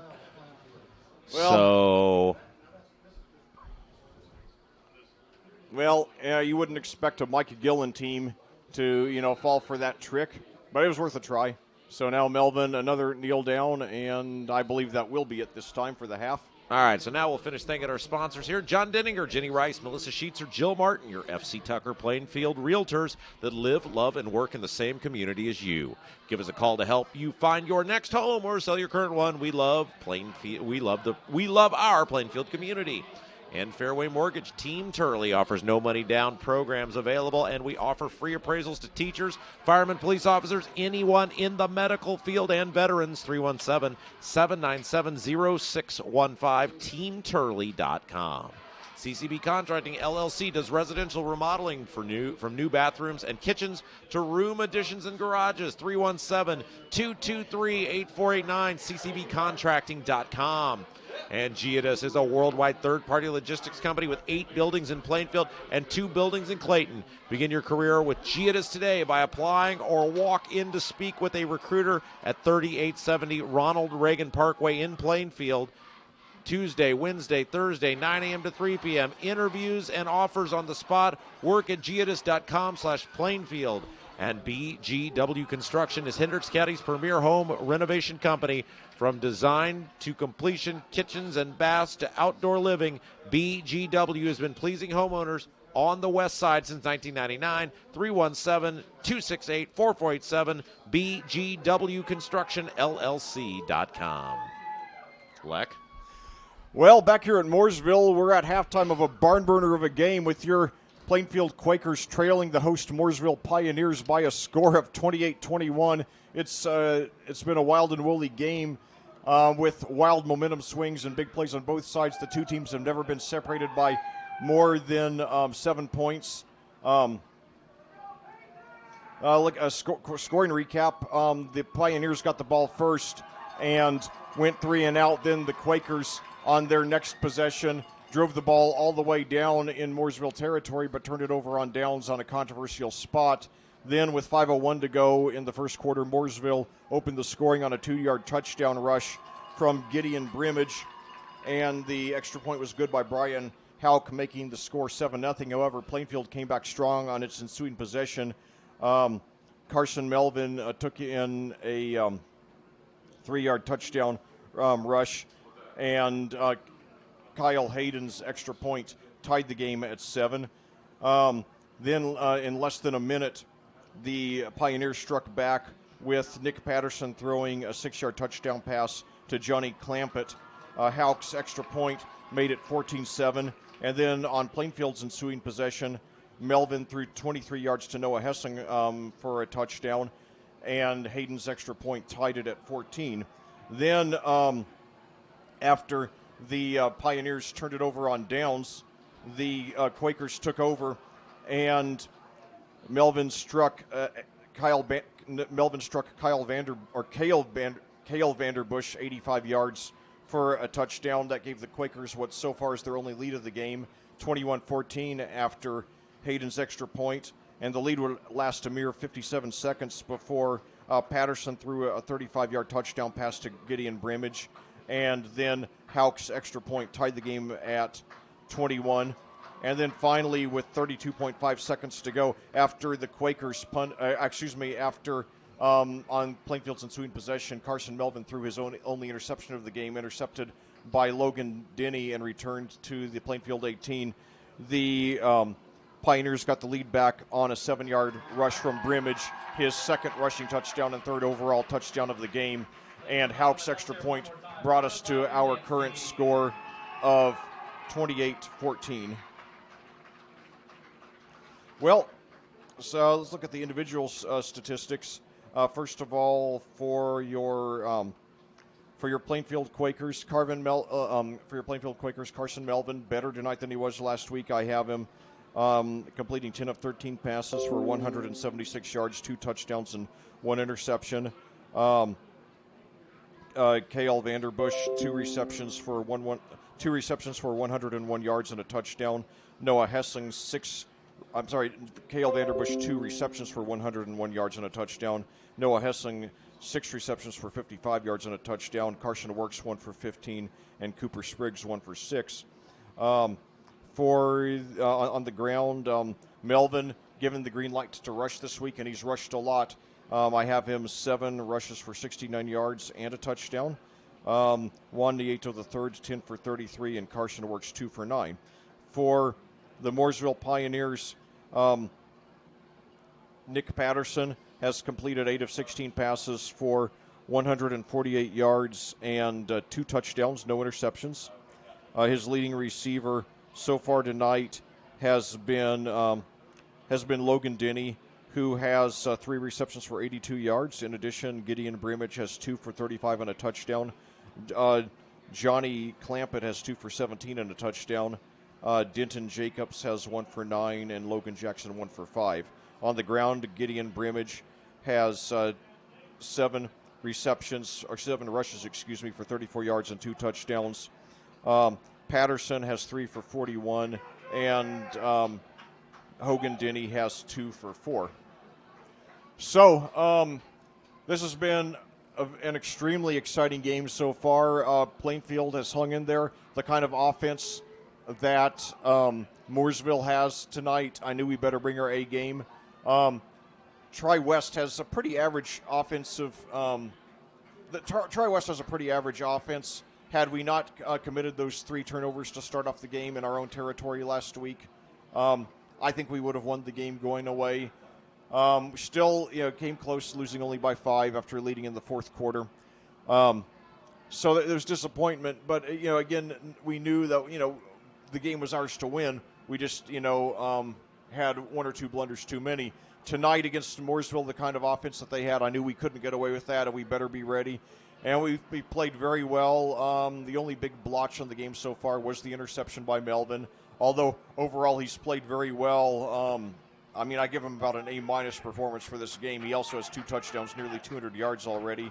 So still, through his first 2.5 games, the young freshman, 14 years old, still 7 touchdowns and 4 interceptions. So that's a really, really good start. And obviously Patterson, a junior for the Pioneers. So exciting that this duo is going to play each other again one more time next year. That's going to be must-see. Hopefully we'll be bringing you that game on audiosportsonline.com. Week 3 of the season. I always look forward to Week 3, Plainfield versus Mooresville. It's a great rivalry here in the Mid-State Conference. A really nice conference opener for the 2 teams. And keep in mind, Mooresville is Plainfield's closest geographic rival. The 2 teams separated by just 6 miles here in the West Indianapolis suburbs. And Mooresville, obviously, a lot of great years in the early 2000s under Mark Bless before he went over to Avon. Then the Pioneers struggled for a few years. Bless's 2 successors only had 1 500 season and 6 losing seasons over their 7 years. Then the Pioneers decided they wanted to hit the big time, so they went out and got Mike Gillen, who was coming off at the time 20 consecutive winning seasons, first at Decatur Central, then at Indian Creek. His career with Mooresville got off to a rough start. They were 0-8, then won their regular season finale and carried that momentum into the playoffs, won their first 2 playoff games. Then they've won the sectional in each of the 3 successive years. Last year won their first regional in 31 years. This year, no question, have their sights set on the Class 4A state championship. Enter this game ranked number 2 in the class behind only Roncalli. Well, like next week, it's going to be just you, buddy.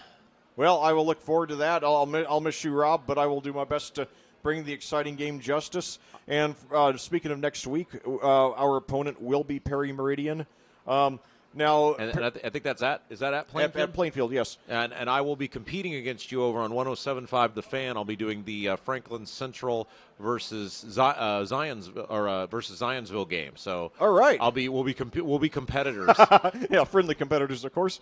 But yeah, I hope you have fun with that one. You know, I've covered Zionsville quite a few times over the years. One of the best games I ever commentated was that thrilling 2016 sectional championship in which Plainfield nearly got their first sectional championship since that 2000 run to the state championship game. It went down to the last play, and I still remember I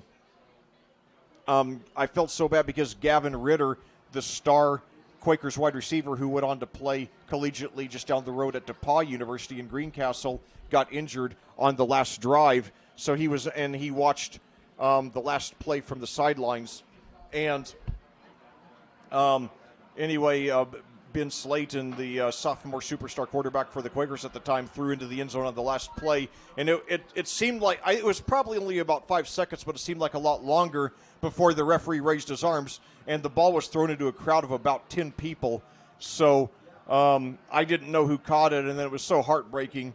And I remember the final score of that game was 33-28. Really, my heart broke, especially for those seniors, that senior wide receiver combination of Dante Keys and Gavin Ritter, who were 3-year starters.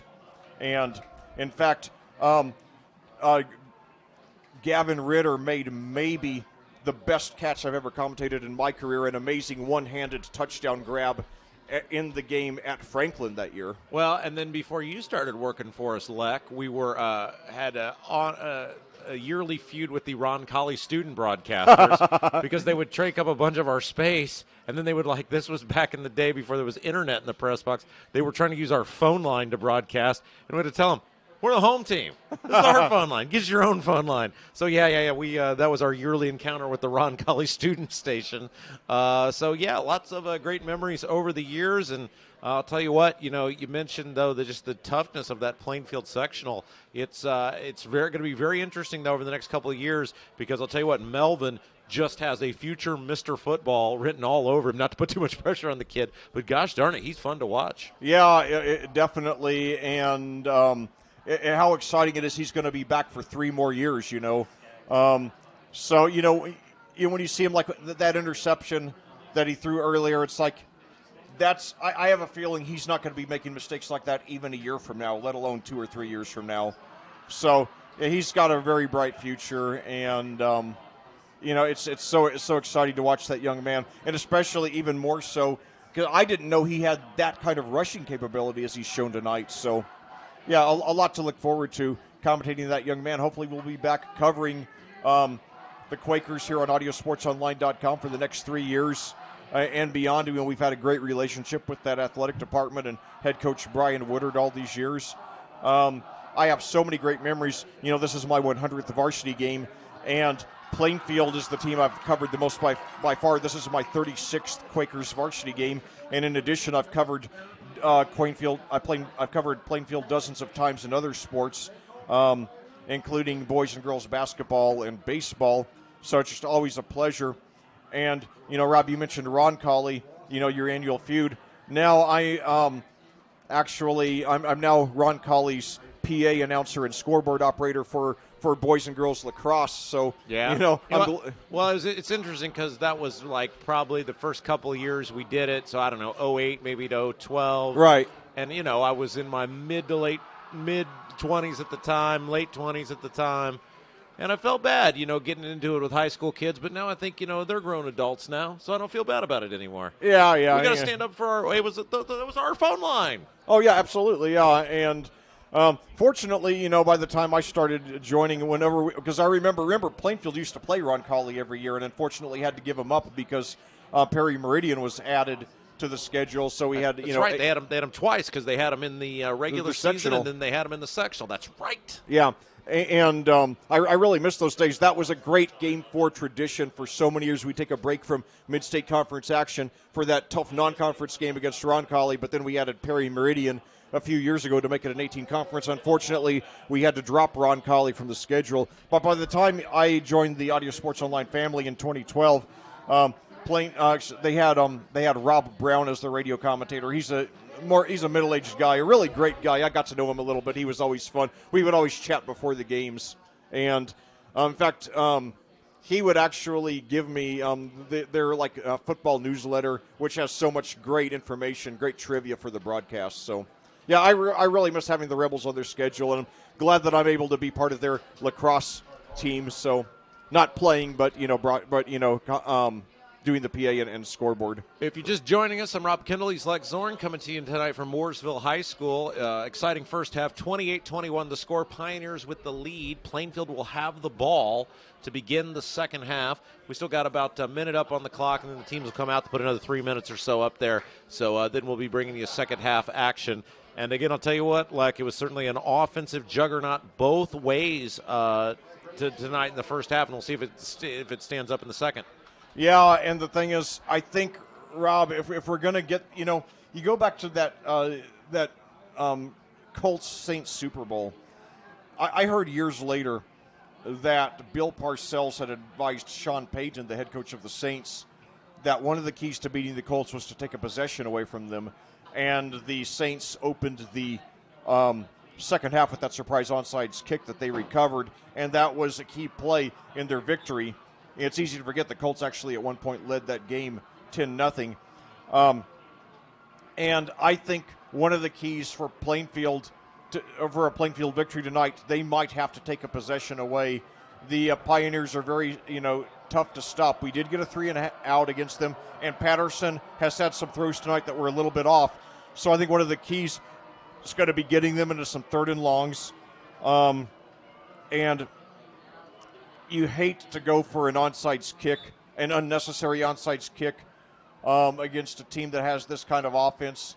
It might be necessary, but we'll see. I think, we're going to have to probably score a touchdown on every possession and hope the ball bounces our way a few times, maybe make a turnover or something. Patterson already this season through 2.5 games, 11 touchdowns, no interceptions. Last year as a sophomore, 21 touchdowns, 5 interceptions. He is not a kid who makes a lot of mistakes. So, it's unlikely he's going to give it away. We're going to have to really earn this win. But what a win it would be. Even so, a loss to, a one-possession loss to the number 2 ranked team in their class, a team that's a very strong contender for the Class 4A state championship, certainly would be nothing to hang your head over. But, how sweet it would be to get this win.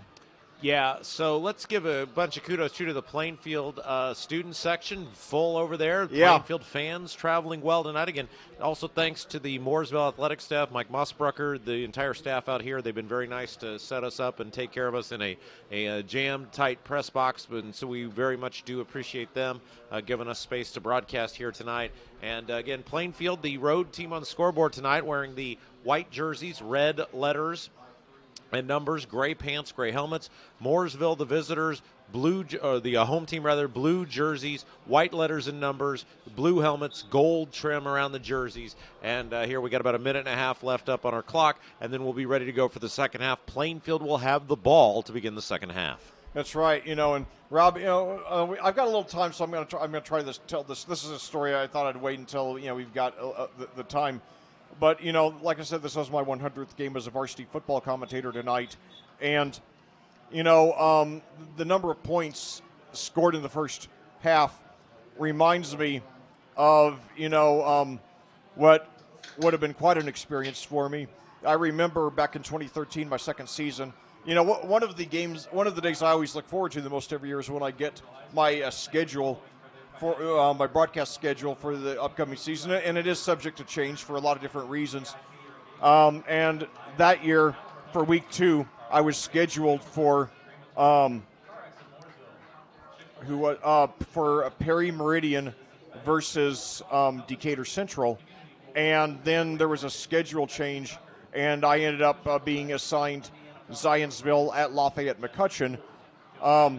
And anyway, somebody else on your crew ended up getting the Decatur Central Perry Meridian game, and the final score of that game, Perry Meridian won 83-78 in the highest scoring game in Indiana high school football history. What year was that? 2013. Yeah, that's right. Yeah. I remember that. Yeah, and Yeah, and I believe, if I remember correctly, I think it was fourth most all time in the country in total yards of the game. It was like 1,800 yards or something. And of course, you famously, it's a legendary quote by now, you famously refer to Decatur Central football as Tecmo Bowl. Yes, they score points early and often. And if you remember the Nintendo game football, Tecmo Bowl, there was like certain plays the computer didn't recognize, and you could just keep running them, especially if you had like Bo Jackson on your team. And so we'll be seeing Decatur Central a little bit later this year. And Plainfield will receive the ball. They'll be moving from right to left on your computer screen as we're set to begin the second half. All right, Quakers trying to tie, or they would take the lead with a touchdown and a 2. I don't think either team's going to go for the 2 tonight. They both have very reliable kickers so far. Brian Houck, 4 for 4 for the Pioneers, and Kyle Hayden, 3 for 3 for the Quakers.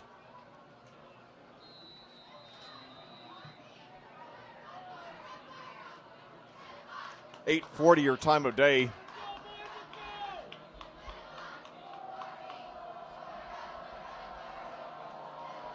So Kenny Curry, the kicker for the Pioneers, he is a junior.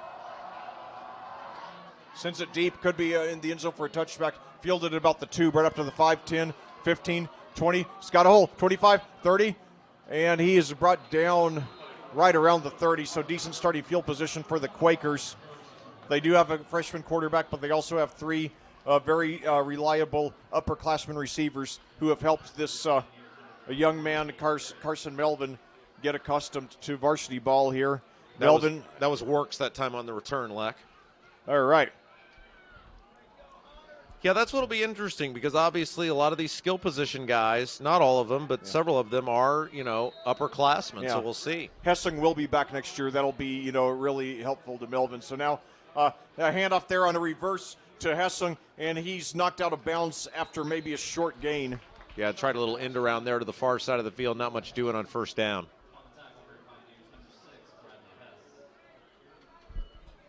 So that'll set up second and long, 11:35 to go. They give Hessing credit for 1 yard there on his first rush of the game.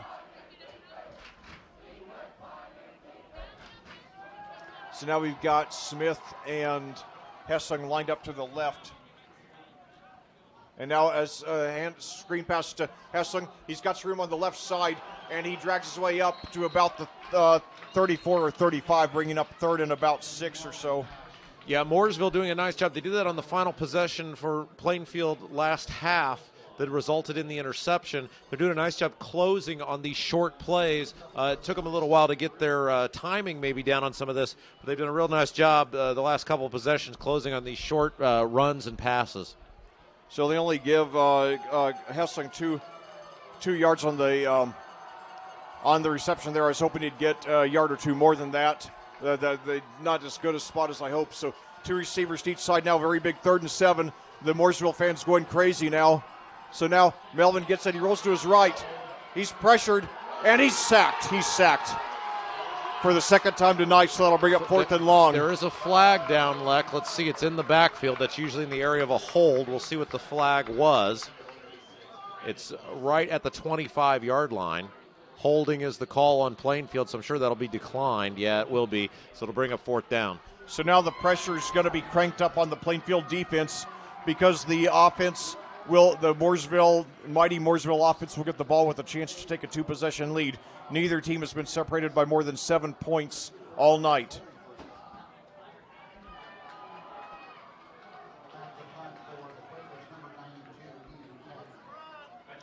Ian Keck, the punt. I believe that I think this is only about the 3rd punt of the game total between the 2 teams. So it's a booming punt. It's going to go way down at the 30. Now takes a Plainfield bounce to the 25. Inside the 25 up to about the 23. Yeah, what a great job flipping the field position that time. Kicked it from the 24 of Plainfield all the way to the 23 of Mooresville. So I'm going to do my public 53. school. Yeah, 53. Yeah. Somehow I knew you'd get to that faster than I would. You are good at numbers, Leck. That is your thing. Yeah, we all got our strengths, all got our weaknesses, And I think that's one good. I think we supplement each other well here in the booth. Yep.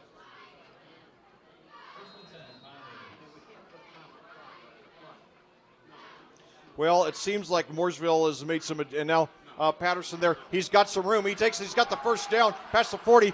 Dodges a tackle. He drives his way up.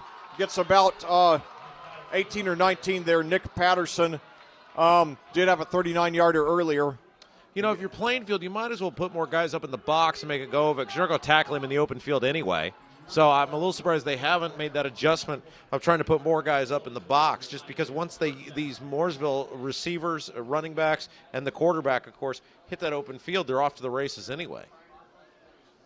So now Patterson takes it. He's got plenty of time. Drops back, and he throws deep down the middle. He's going for glory. He's got a reception there inside the 25. A huge gain there. I believe that was number 82, Logan Jackson, on the reception for Mooresville. And when you start getting third and fourth guys into the offense here, or fourth or fifth guys into the offense, I should say, given how well their top three weapons are, that's just unfair. So they move him down to the 20, so that's a pickup there of 38 yards there for Patterson to Jackson. Patterson, just an incredible talent, and only a junior. I guess prior to tonight, the best quarterback I ever commentated was Hunter Johnson at Brownsburg, who went on first to play for Clemson. Now he's the starting quarterback for Northwestern in the Big Ten. Yeah, that play that pass to Jackson, though, covers 37 yards. So the Pioneers knocking on the door of the first two-possession lead of the game by either team. 9:52 to go here in the third quarter. You know, the last time that I was at this stadium, it was the latest I was ever on the air because we had a 2-hour lightning delay that night. Plainfield finally got out of here with a 24-7 win at about 11:30. That was quite an experience. I remember, you know, the first time I ever commentated Plainfield ever, it was also an interesting experience. I drove all the way up to Frankfort, where I was going to cover Danville versus Frankfort, and then the game got postponed because of lightning. And then Rob asked me if I would commentate the next morning the completion of the Plainfield Decatur Central game out at Plainfield instead of the replay of instead of the rescheduling of the Frankfort-Danville game, which was scheduled for 6 or 7 in the evening. I said, well, can't I do both? And he said, well, if you want to, sure. And he didn't want to put too much pressure on me. But, no, I had a great time doing both games. The only time I've ever done 2 games in a day at different fields. That was a lot of fun. And obviously, since almost all high school football games are on Friday, you don't get to do that much. Yeah, so. he's injured, and he's injured pretty bad. They tried to see if they could pull him up, and apparently the pain was too much for number 82, who made that phenomenal catch for the Logan Jackson Pioneers. Yeah, so look, they were going to try to pull him up. And then now it looks like maybe they're going to try to just pick him up by the leg. Nope, he's going to try it again. Let's see what they could do.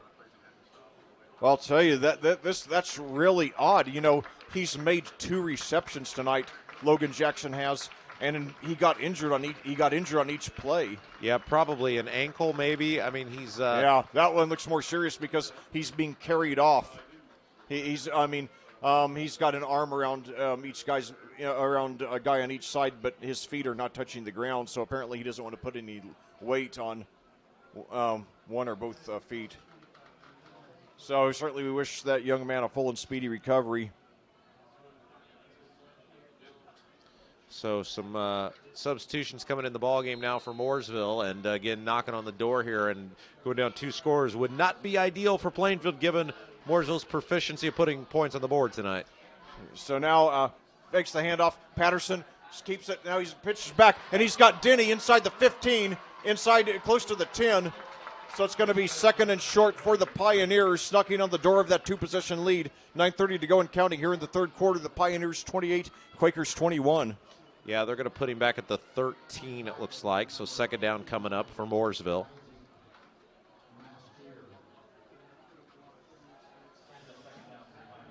So now Handoff there to I didn't catch you, but he got the first down, I think. Yeah, down to about the 7, maybe the 8-yard line. It'll be 1st and goal coming up for Mooresville. Yeah, just Plainfield just has had such a trouble tonight stopping these Pioneers. In fact, I don't know, other than that first possession, I don't think they've stopped them. And now throws into the end zone. It's overthrown.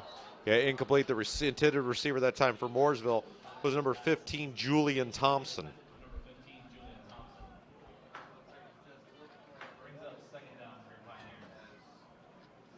So, yeah, I think the only flaw for Patterson tonight is some of his passes have been off, but other than that, what an incredible talent.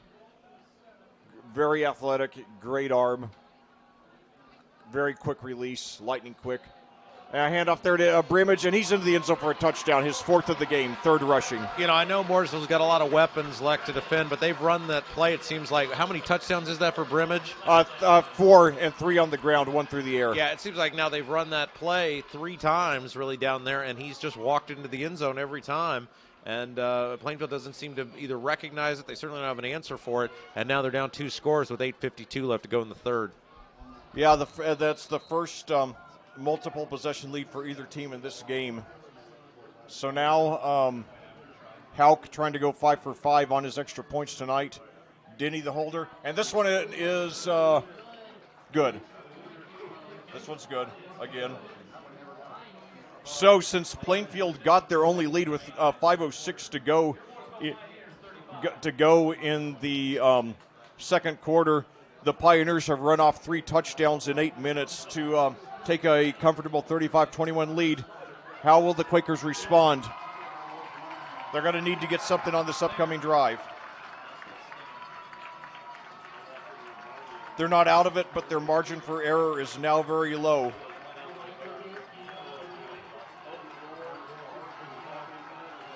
And I'll tell you, these last few possessions, Melvin, has been stopped. His rushing was, I think it caught the Pioneers off guard early in the game, but they seem to have caught on to it.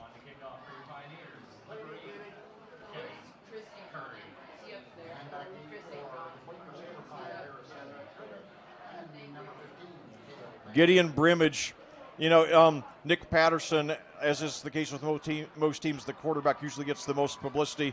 That's the case with Nick Patterson with Mooresville, but Gideon Brimage, the player of the game in my book for the Pioneers so far, 4 touchdowns, 3 on the ground, 1 through the air. So 8:52 to go now, Mooresville 35, Plainfield 21. Quakers, still got over 20 minutes of action here, but they got to get something going on offense. Their offense has been slowed the last couple of possessions. In particular, we've seen a lot less effective rushing, and now a surprise mid-level kick and the fair catch taken at about the 27. So big possession for Plainfield, down 2 scores now, and backs up against the wall. As vaunted as they looked there for about 3 possessions in a row, they have struggled the last 2 times they've had the ball. So got to get something going here. Patterson's rushing has not been effective the last couple of possessions. I think the Pioneers are ready for it now. So we'll see what they try. If he tries, more passes, maybe tries going downfield, a time or two, see how it goes. Maybe he starts giving more to Nieto. They seem to not be giving to him as much the last few possessions. So now 2 receivers to the right, 1 to the left. And now he got a fumble. I think he recovered it, but nevertheless a loss down there. Yeah, they were trying a little play action there, and I think the ball accidentally hit the running back. And when it hit the running back, the ball spilled forward. So Plainfield kind of out of sorts here the last couple times they've had the ball. Well, back in week 1 at Greenfield, on 2 consecutive offensive plays in the 3rd quarter, there was some kind of miscommunication on a snap from Melvin to Nieto, and each play resulted in a Greenfield Central fumble, the latter for a touchdown that tied the game, but the Quakers did come back to win. And now Melvin's got some room on the right side. He's up for a gain of maybe 3 or 4. Yeah, again, these end arounds and these quarterback keepers, Mooresville, and these short passes, Mooresville's done a nice job of sniffing these out and really being able to close on them now. They've really got the kind of cadence and the Plainfield offense figured out right now. And one of the things that's really disappeared is Nieto. We haven't seen him a whole lot. He was doing a real nice job there during those scoring drives, but hasn't been utilized quite as much. Maybe that'll change your big 3rd and 7 for the Quakers. It's the snap, screen pass, and it's incomplete. Yeah, that pass was a little high. It probably wouldn't have been enough for a first down anyway. And now that'll bring up 4th down. And if you're Plainfield, I mean, you probably got to. I was going to say you probably got to punt this football, but yeah, I think Brian Woodard's thinking otherwise. Nope, here we go. Yeah, 32. That's so high risk. You've got to. You got to trust your defense to make. Because the thing is, Patterson, by my count, 9 of 18 through the air. So if has a couple of incomplete passes, then now the punt taken at about the 35. He's brought up to the 45, 46. So decent return there. So the Pioneers start off with good position near midfield. And speaking of midfield, I'd like to talk about this. This is really interesting. Most of the time in the center of the field, you see some sort of logo or symbol of the host school. But here at Mooresville, what you see is you see a drawing of the state of Indiana along with the design of the state flag, which originated here in Mooresville. And it says home of the state flag, and I love that, and I think that's wonderful. I do too, yeah.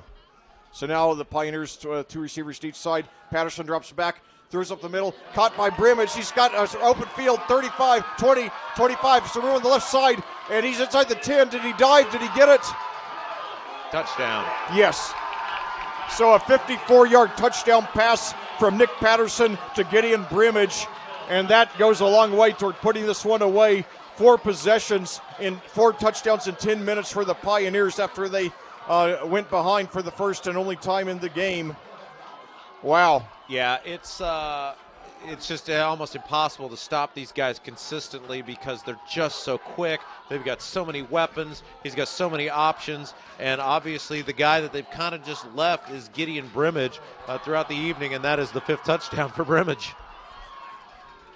So now Houck trying to go 6 for 6 on his extra points. Denny, the holder. It is up, and it is good. All right, so let's take a moment here to thank some of our sponsors. The Beacon Sign Company is a full-service sign company celebrating 20 years in business. Proud sponsor of PHS Football, 317-272-2388, beaconsign.biz. And John Denninger, Jenny Rice, Melissa Sheetzer, Jill Martin, your FC Tucker Plainfield Realtors that live, love, and work in the same community as you. Give us a call to help you find your next home or sell your current one. We love our Plainfield community. And Fairway Mortgage, Team Turley offers no money down programs available, and we offer free appraisals to teachers, firemen, police officers, anyone in the medical field, and veterans. 317-797-0615, teamturley.com. Well, back here at Mooresville, we've got quite a show going on here with your Plainfield Quakers trailing the number 2 ranked team in the state in Class 4A, the Mooresville Pioneers, by a score of 42-21. It was a game that was very competitive and tight for the first half. Your Quakers actually took a 21-14 lead with 5:06 to go in the third quarter on an 85-yard touchdown pass from Carson Melvin to Cale Vanderbush. Since then, however, it's been all Mooresville, with the Pioneers running off 4 touchdowns in 10 minutes, all of them by Mooresville's Gideon Brimage, who has 5 touchdowns in total on tonight, 3 rushing and 2 passing. So probably a lot of college scouts here to see that young man as well. So now 7:20 to go. The Quakers trying to get something going. Now I think we're at the point now where the chance of coming back to win is very slim. What you just got to do now, I think, if you're Plainfield, just work on moving the ball. Forget about the score. Just worry about moving the chains. Getting some good scoring drives here. Finish the game, finish strong. Mid-level kick again. Fair caught at the 25. So first down and 10 for Plainfield. And Mooresville, kicking like that 2 times in a row, it tells me that they're just trying to avoid giving up the big play. He's trying to be very conservative. Yep, as I say, keep it in front of you. Yep, so the Quakers take over with 7:19 to go in the third quarter, a 21-point deficit. 4 touchdowns by Mooresville in the last 10 minutes, all by Gideon Brimage. First down and 10 for Plainfield. 7:19 left to go in the third quarter. Plainfield now down 42-21. So now Melvin, and he dodges, he tries to get out of a sack. He does, so good job staying on his feet. He looks for an opening, and now he gets rid of it. It's caught up to about the 30 and knocked down around the 32. Who was that on the reception? That was Nieto on the reception. What a play by Melvin. He was hit at least twice there in the backfield, got out of it, and was able to scamper and then make the pitch forward where Nieto was able to pick up about 8 yards on the play, maybe 7. Yeah, they give him credit for 7. So Nieto made something out of nothing on that play. And Nieto, actually, his rushing totals have been fairly modest this year. A lot of his best success has come on screen passes. So now Melvin, now he's got a good rush. He's got the first down and more. He's got some room. And so that's Carson Melvin's best rush in quite a while. Yeah, got up across the 35, up near the 37. And so it'll bring up first down and 10. Yeah, so it's good that we moved the chains there. So that was a pickup of 6 yards there by Melvin. Working so now, out of the gun. So 3 receivers to the left, 1 to the right there. 6:15 to go and counting. Melvin in shotgun. Takes it. Throws to his right. It is complete. He's got the first down and more past the 50. Breaks tackle 45, 40. He could go all the way. 25, 20, 10. He dives. Yes, he's got it. He's got it. Number 15 for Plainfield, Cale Vanderbush. And I will tell you what, the explosion of his ability to explode in space. We talked about Mooresville's speed. Plainfield, no slouch either. Incredible. Great catch, too. It was a little slant route. Put his hands out, extended his hands to make the catch. That was a perfect job by Cale Vanderbush. Yes, indeed, and certainly the kind of play that the Quakers needed after they've really sputtered on offense the last 2 or 3 possessions. Don't know what their chances are to come back to win, but certainly that's a great boost for them. Making a 2-possession game, still almost a quarter and a half to play. Hayden on the extra point is good. So finally, the Quakers answered the 4 unanswered touchdowns by Gideon Brimage, and they're still hanging in there, trailing 42-28. 5:57 to go here in the third quarter at Mooresville, third game of the season. You know, very pleasant late summer evening, 70 degrees now. Hope you all are off to a good start here on your Labor Day weekend. And hope you'll continue it tomorrow by coming out for a is there a doubleheader tomorrow? We're just doing the JV game. But is there going to be a doubleheader played? I don't know. Okay. Well, I don't know. I just show up. Okay, yeah, me too. But, yeah, there will be at least a junior varsity game at 10:30. It will be broadcast video on audiosportsonline.com, but we hope you'll get out there. A great way to continue your Labor Day weekend, and then you'll still have, you know, the rest, nearly half a day on Saturday, then all day Sunday and Monday to enjoy the holiday weekend with your family. Go, you know, have a cookout, you know, take a weekend trip. Tell you, for me, though, it just doesn't feel like Labor Day without Jerry Lewis. That's right. Yeah. That's right. So, nevertheless, I miss Jerry and his telethon, you know. So, anyway. Onside kick. It's a live ball. Boy, yeah.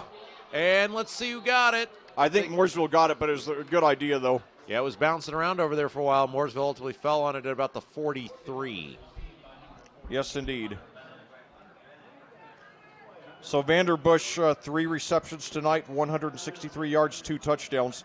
But I'll tell you, though, if you happen to play a high school fantasy football, I hope that you have Gideon Brimage on your team this year. At least tonight, at least this week. So 2 receivers to each side now. Patterson takes it, and he gives a handoff there, and he's brought down in the backfield for a big loss. That's the kind of play the Quakers need. Johnny Clampett there on a rush on a reverse, and he's brought down for a loss of about 5 yards. Let's see what kind of spot they give him. 5:38 to go and counting.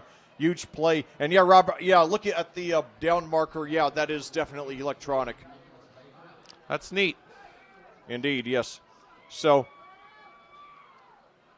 Now, Patterson drops back, 2nd and 15. Got plenty of time, and he throws up the middle. It is caught. It's going to be well short of the first down, bringing up 3rd and long. That was Wesley Reeves there on a gain of about 8 there. Well, big play here for the Quakers. Yes. If they can somehow get a stop, maybe force a punt, get an opportunity to maybe get back in the ball game. Yep, that's right. So now pass, and it's dropped. Okay, incomplete. The intended receiver was Julian Thompson. He bobbled it and dropped it, so it'll be 4th and 8. I cannot imagine that the Pioneers would go for it on 4th down in this situation, so likely Plainfield will be getting the ball back with a chance to make it a one-possession game. 4:52 to go here in the 3rd quarter.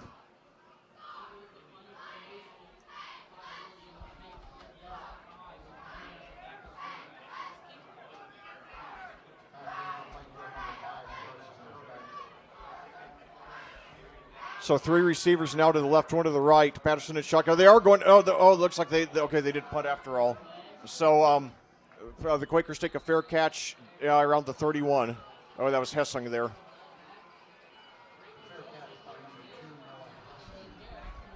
So Plainfield will get the ball back, chance to make it a one-possession game.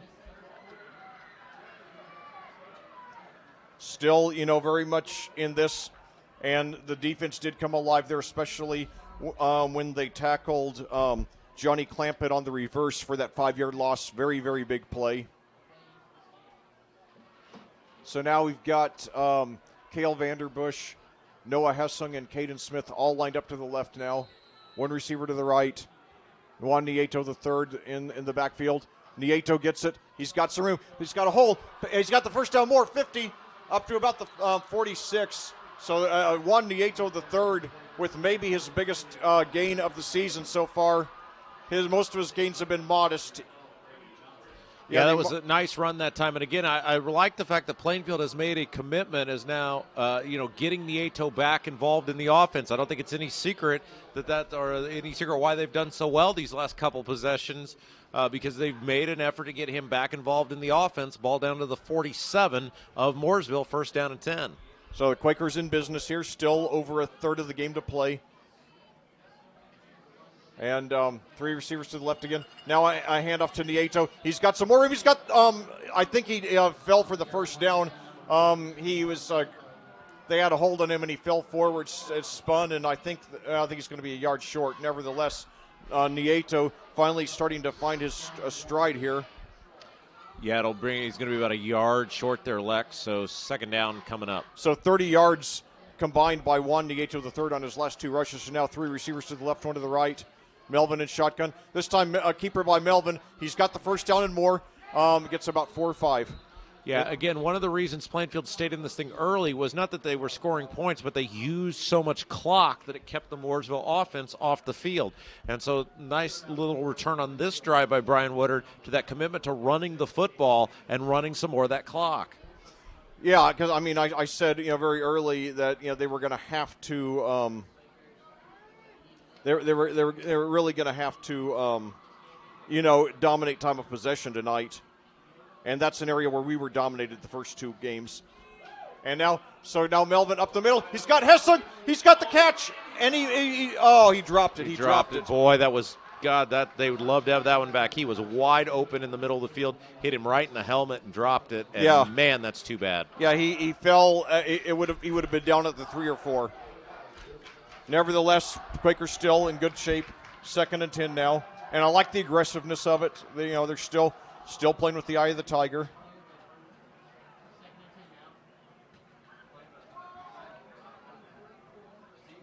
So now we've got Smith, Hessung, and Vanderbush all lined up to the left. Another receiver to the right. Nieto, the running back. Melvin in shotgun. Hands off. Now Nieta's got some room. He's got the first down to more inside the 20, 15, 10, 5. Touchdown! Juan Nieto the third. 34 yards for the touchdown, and the Quakers are back in this game. Yeah, nice run that time. They went right side off right tackle. There was a big hole there. And then once he was able to get out of the initial line of scrimmage, took it to the far side of the field, tightrope the sideline down there, and was able to stay inbounds, go the distance, and an easy touchdown for Plainfield. And it's back to a one-possession game. Oh, my God. So the Quakers with 2 quick touchdowns when they went down by 3 possessions. I thought it was just about over, but now they are coming back. It's a 1-possession game now, 42-34 with the conversion pending. Nick Hayden trying to go 5 for 5 on extra points. High snap, and he gets it down. The kick is up, and it is good. So remember that game you were talking about with Decatur Central? And Perry Meridian, 83-78. Well, I mean, it's 42-35. I mean, we're probably not going to get 82-78, but there's going to be a lot more points scored in this game, Leck, with 3:19 left to go in the third, and we're already at 77 points total. Very, very likely that's true, yes. And, it's 9:09. You know, the short, not counting running clock games, I've done a few of those. Not counting running clock games, the earliest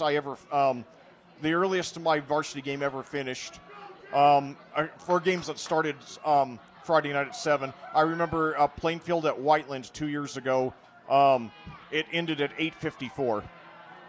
That was a game with almost no passing. Right now it's 9:10, and we're still in the third quarter.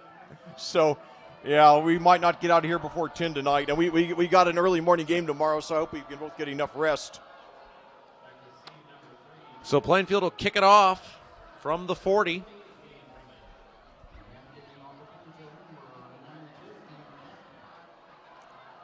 But I'll tell you, though, I'm really, really happy for Juan Nieto III.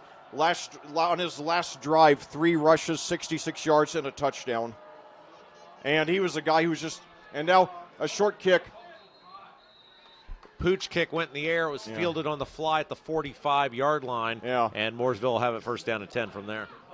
So we just need to stop here, and then we get the ball back with a chance to take the lead or go ahead with the touchdown in the 2. Let's thank a couple more sponsors here. CCB Contracting LLC does residential remodeling for new bathrooms and kitchens to room additions and garages. 317-223-8489, 317-223-8489, ccbcontracting.com. So back here at Mooresville, we got a super barn burner of a game going. Your Plainfield Quakers trailing the number 2 team in Class 4A, the Mooresville Pioneers, 42-35. And now Mooresville has the ball starting off after a kickoff. They take over at their own 45. And now we're right on top of their rusher. We bring him down right. That was Gideon Brimage. I'm glad we were all over him because he has 5 touchdowns tonight. Well, again, I'm continuing to make the argument. I'd put more guys up there because once they get in space, they're off to the races anyway. So why not try to stop them at the point of contact? Well, then that could be what their strategy is right now. Because now fakes the handoff now. Patterson got plenty of time back to pass up the middle. He's got a man open, and it is caught inside the 15. So it's a big gain of. I know we got a late flag here. When it's that, and it was several seconds after the play, it's going to be a gain of about 44 yards. Probably a face mask on Plainfield. That was Johnny Clampett. And certainly Mooresville not fazed, showing that they're not fazed by Plainfield's 2 quick scores that got us back in the game. When they got this, when we took that 21-14 lead, and Mooresville responded with 4 Gideon Brimage touchdowns in 10 minutes. Yeah, it was a personal foul face mask to call on Plainfield. Yeah, Brimage scored 4 touchdowns in 10 minutes. We got 2 touchdowns of our own to pull back in it within 1 possession. But now Mooresville trying to make it a multiple possession game again with 2:43 to go. Nevertheless, you got to feel good about. And now they're moving it down to half the distance of the goal to the 5 after the 45-yard gain there on the pass from Patterson to Clampett.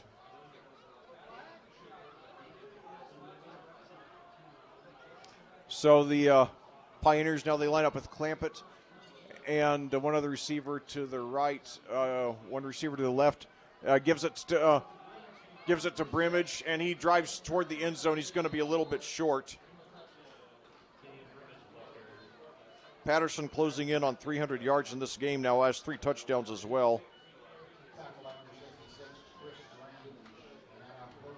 I have Clampett 4 for 86 here. 6 yards there on that rush by Grimmage.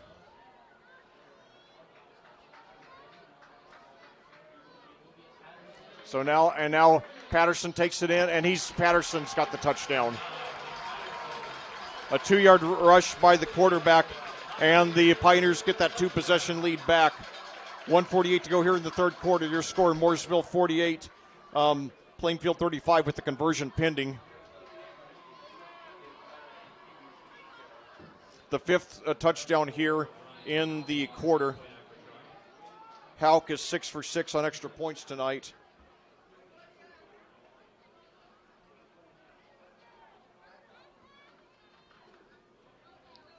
This one is up, and it is good. So 7 for 7 for Hauk. So it's now a 49-35 affair. $1:18 left to go in the third. Giados is a worldwide third-party logistics company with 8 buildings in Plainfield and 2 buildings in Clayton. Begin your career with Giados today by applying or walk in to speak with a recruiter at 3870 Ronald Reagan Parkway in Plainfield. Tuesday, Wednesday, Thursday, 9 a.m. to 3 p.m. Interviews and offers on the spot. Work at giados.com/Plainfield. And BGW Construction is Hendricks County's premier home renovation company. From design to completion, kitchens and baths to outdoor living, BGW has been pleasing homeowners on the west side since 1999. 317-268-4487, BGWConstructionLLC.com. So, $1:48 left to go here in the third quarter. 49-35 the score. Mooresville with the 14-point lead. Plainfield will receive the kick. I'm Rob Kendall. He's Lex Zorn. Lex, your turn.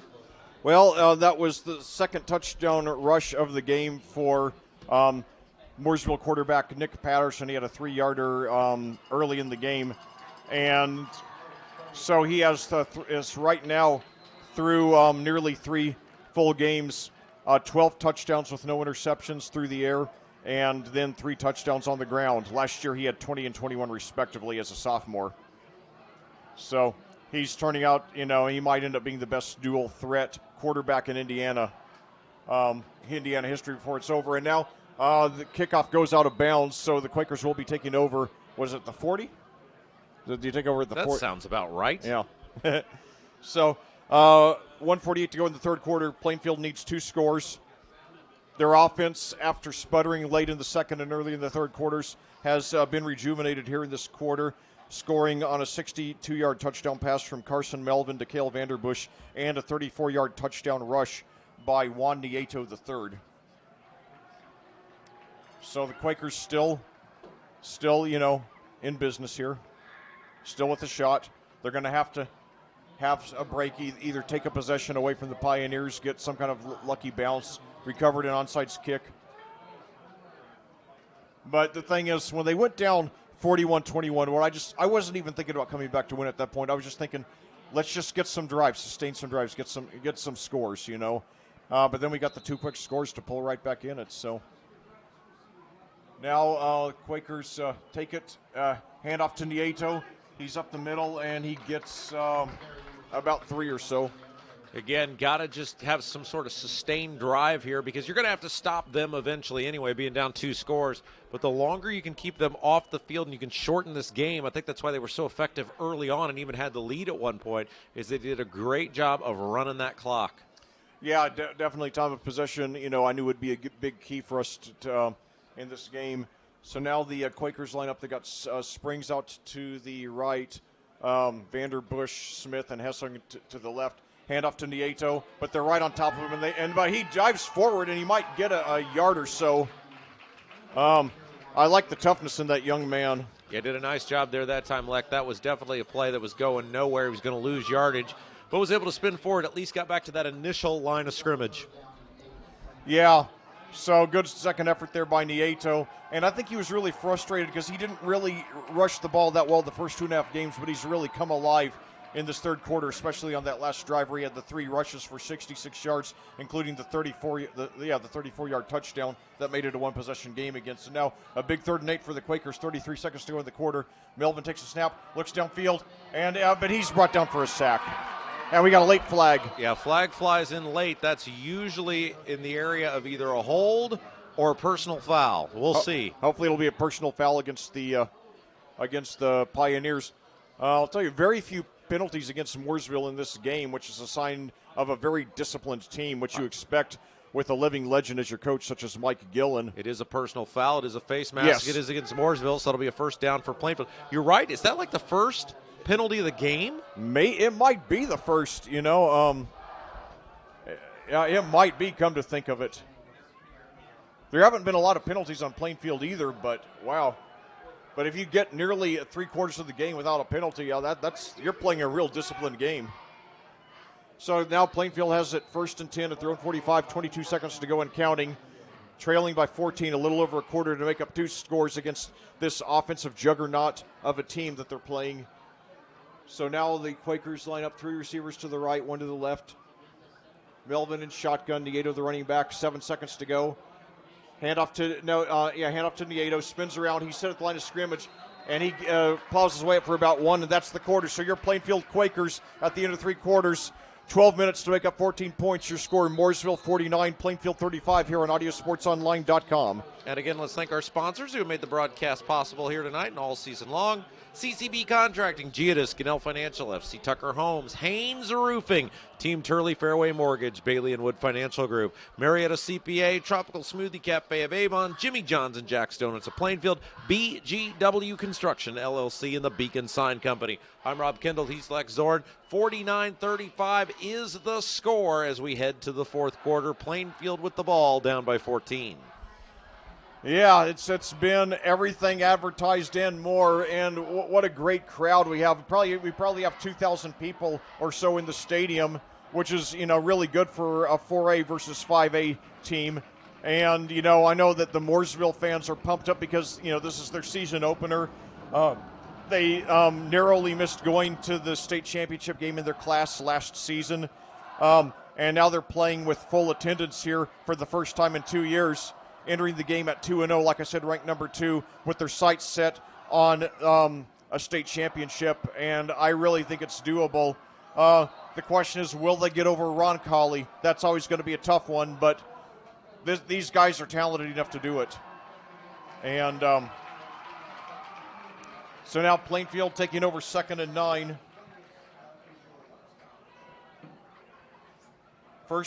Second and 9 at their own 46. 12 minutes to go in the game. Trailing by 2 scores, 2 receivers to each side. Melvin drops back. And he's got some room on the left side, but he's brought down for a loss. Yeah, he bounced off the initial hit and then just maybe hesitated a moment too long. He was trying to get out of there to run with it and got tripped up from behind, so he lost about 2 yards there on the play. Yeah, and Melvin did rush very well in the first half. We could use a big rush from him right now as he's brought down there for a loss of 2. Overall, a very good gain for that. A very good game for that young man. And 8 touchdowns versus 4 interceptions on the season so far. So now a big 3rd down. Melvin throws deep, and he's flag flies in late. Okay. It's incomplete on the far side, but man, he was all over that Plainfield receiver, number 3 on the far side of the field. Caden Smith had 3 touchdowns in the second half last week that gave the Quakers a late lead. There were some Mooresville fans, as you could probably hear, are unhappy about that, but man, he was just all over him. Now, may have not needed to do that because it was kind of overthrown. I'm not sure he could have caught it. Maybe that's the discussion right now. But he was definitely, that's a good call. So very good break for the Quakers.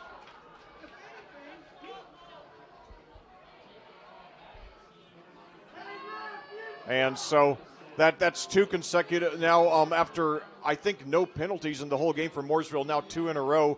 There's the personal foul a few plays back, and then this pass interference that moves the ball into Pioneer territory. So the Quakers now have the ball 1st and 10 at the Mooresville 43, 11:21 to go. Quakers need to make up two touchdowns here. So now we got Vanderbush and 2 other receivers to the right, 1 receiver to the left, Nieto, the running back. Melvin takes it, drops back, and he looks to his right, and he throws downfield. He's got a man open. He's got it, and he's got the touchdown. Yes, a 42-yard touchdown pass from Carson Melvin to, who was that? Trying to see here. I'm kind of blocking. I think it's number 80, Lex. Okay, that's Cooper Springs. With, I believe, his first career touchdown. What a great job by Carson Melvin that time, rolling out to the right side, avoiding the pressure, and then throwing a bullet on the run. And as you said, Springs getting behind everybody else and falling into the end zone as he was tackled. Great pitch and catch. Touchdown. Oh, no, they're going to call. They spotted it at the 1. It looked to me like he made it. Wow. So All right, well, let's see then. It looked to me like he made it in, but I guess they're saying he goes down at the 1. Nevertheless, hopefully we'll just, punch it in here. So now we've got a timeout. Plainfield taking a timeout with 10:51 to go. They have the ball down at the Mooresville 1, 1st and goal. And I'm sure Brian Woodard talking about a couple of plays there that they want to run. If you don't get it on first down, here's what we're going to run next. Give yourself a chance. Make sure everybody's on the same page here, because obviously you have to get this ball in the end zone, and preferably for Plainfield because, you weigh both. Obviously you want to get it on the first play. You don't want to do any more than you have to. But time beginning to become a little bit of the essence here. Yes, indeed. So, if it takes, let's say it takes 3 plays, that could, eat up another minute of the clock. That's very valuable at this point because you got to make it the 2 scores. So, I'd like to see the replay of that. Maybe Springs, maybe his knee touched the ground at the 1. But anyway, we unfortunately, a vast majority of the time here in high school football, we don't have the luxury of monitors. So, anyway, just have to, punch it in here. And nevertheless, 41-yard touchdown, 41-yard pass from Carson Melvin to Cooper Springs, which I'm pretty sure is a career long for Springs. So now the Quakers line up here. They have 2 receivers out to the far left. Nieto, the running back, Melvin still in shotgun. Trying to score, Melvin takes it himself. He's got it. So Carson Melvin, 1-yard touchdown rush, and it's a 1-possession game again. 49-41 with the conversion pending, 10:47 to go. Quakers still in this one. Since they went down 41-21, they have run off 3 quick touchdowns with, unfortunately, 1 Mooresville touchdown in between, but the Quakers still hanging tough with the team that's ranked number 2 in their class and a very serious contender for the state championship. Yeah, we're at 90 points scored here tonight, Leck. They'll try to make it 91. I think we're going to get into triple digits tonight. And now low snap, but he gets it up, and the kick is good. So both kickers perfect at extra points tonight. 7 for 7 for Brian Hauk, 6 for 6 for Kyle Hayden. And your score with 10:47 to go, Mooresville 49, Plainfield 42, 9:26 your time of day. Yeah, and give a lot of credit to number 11 for Plainfield. I believe Marcos Rivera, he's the holder there, able to get that low snap down so that the kick could go up and good. And you can't underscore how big it is to keep that a 7-possession game instead of 8. Or 7-point game, I should say, instead of 8. Right. Yeah. And against a lot of teams, Mooresville probably could get a 7-possession lead, but Plainfield's been hanging tough tonight.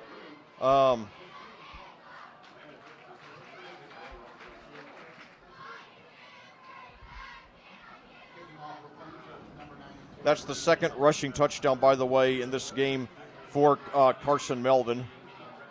He's had by far the best rushing game of his career so far. I remember going back to senior day in 2017. In the last 3 weeks of the regular season. Hold that thought. And now a really super short kick, and the Pioneers take a fair catch at the 40. But, I remember back in 2017, Brian Woodard has had, he's a very, very, accomplished coach, very good coach, but unfortunately he's had some terrible luck with injuries. I mean, all football coaches do to some extent, but Woodard has had some of the worst injury problems I've ever known with his teams over the years. And I remember back in 2017, the Quakers actually lost their top 2 quarterbacks in the last 3 weeks of the regular season. And they started a wide receiver named Tyler McCarty at quarterback in the senior day. And it was such a courageous performance. And now Patterson's got some room. He's got the first down and more up to about the 48 past midfield. At some point, if you're Plainfield, you got to just try to make a play on defense. You got to take a risk here, maybe bring some extra guys. I mean, if you give the big play, you've been giving up big plays all evening because Mooresville's so talented. But you got to try to risk here. Got to get a big hit, try to force a fumble, maybe an interception, a bad pass. I mean, you just got to try something because you got to keep it at a one-possession game with the ball back. Yeah, exactly. And so, yeah, we're going to have to make some kind of stop here. 10:20 to go and counting. So Patterson fakes the handoff, throws up, and it's got a completion, and he's brought down for a gain of about 6 or 7 there. That ball floated a little bit that time. Plainfield couldn't get in there and get the interception. They were fortunate. It was a missed tackle, but he bounced sideways instead of forward, and a couple of Quakers were able to come up there and get him after a gain, as you said, about, I don't know, whatever they're going to call that, 6 yards. Yeah, they're giving him credit for 7. And that was Logan Jackson there on the reception. He both his first 2 receptions, he actually got injured, so glad to see that he avoided an injury on that one. Yeah, he was actually carried off the field earlier, wasn't he? Yeah, after his second one, yeah. So now handoff there to Brimage, but they're right on top of him, and yes, they bring him down for a big loss. All right. What a great play. That we mentioned him earlier. It's the first time, though, we've called his name really on a play. Christopher Strange, number 66. He was so good last week against Tri-West, and that was his really first big hit of the night. And, boy, I'll tell you what a great job to hang on to Brimage because, man, he is tough back there. Yeah, Gideon Brimage with a whopping 5 touchdowns in this game, 3 rushing, 2 receiving. But they stopped him dead in his tracks for -6 yards there. So that now it's all of a sudden 2nd and 3rd turns to 3rd and 9. So let's get him off the field here, boys. So Patterson drops back.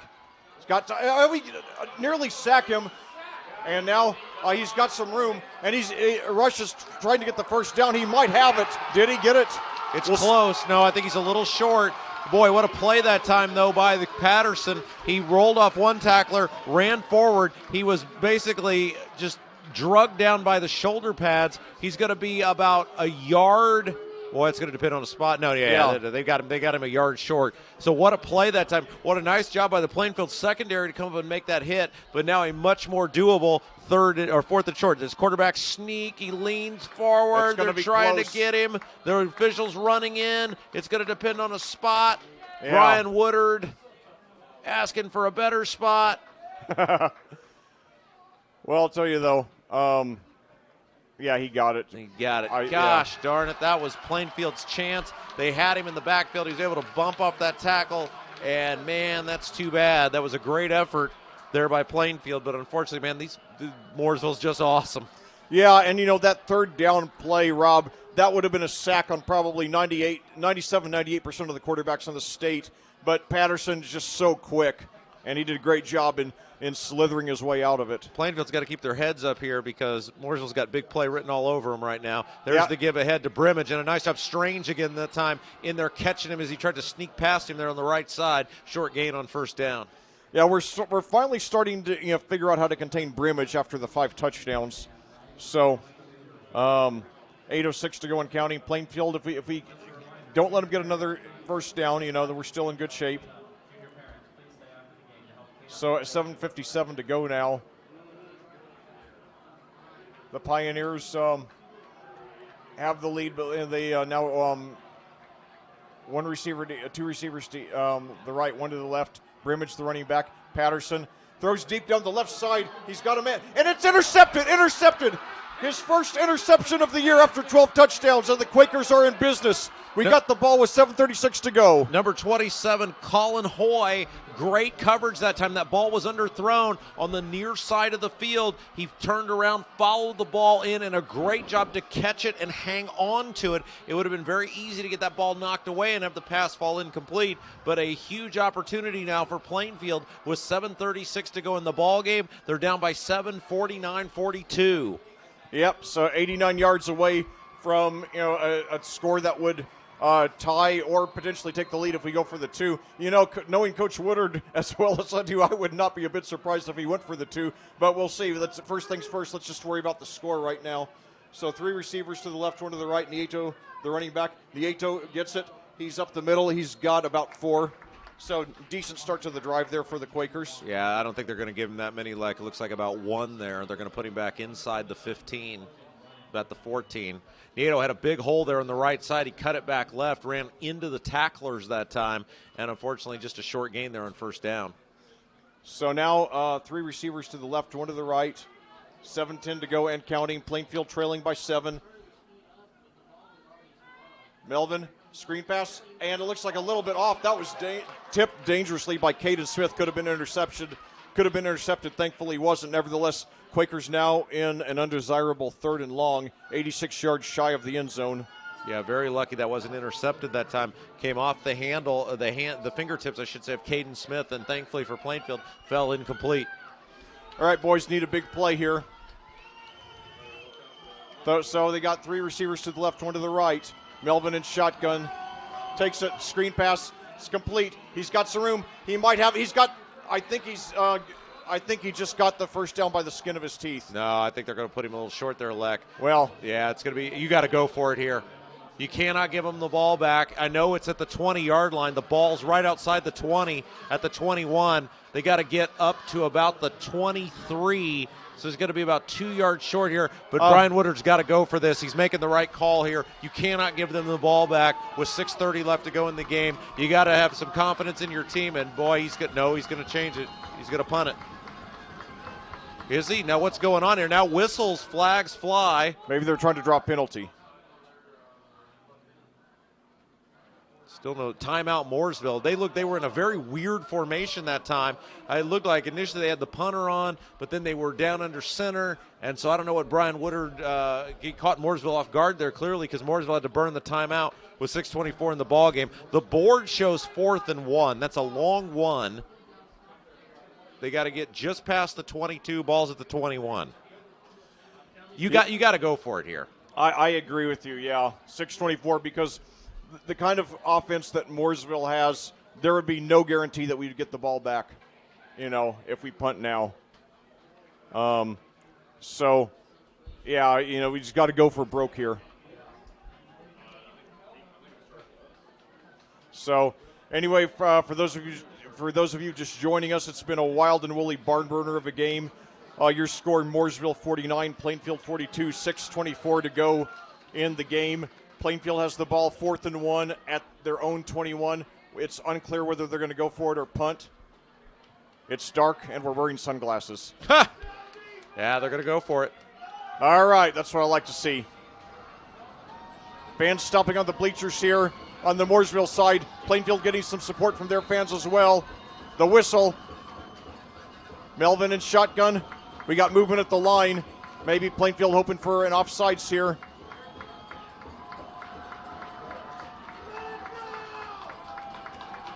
On the play clock. Melvin, he dives. Did he get it? It's going to be really close. No, he didn't get it. It's not. That was, now Plainfield's trying to say they got it. I don't know. I mean, it's hard for me to see. Let's see. We're still, the officials are deliberating. Where the ball was down. No signal yet. Plainfield has not left the, he had to get to the just outside the 22. You got a better angle on this than I do, Lex. It's measurement close. So they are going to measure it. They're going to measure it. So let's just wait and see. Yeah, I don't think they got it, Lex. He's going to be short.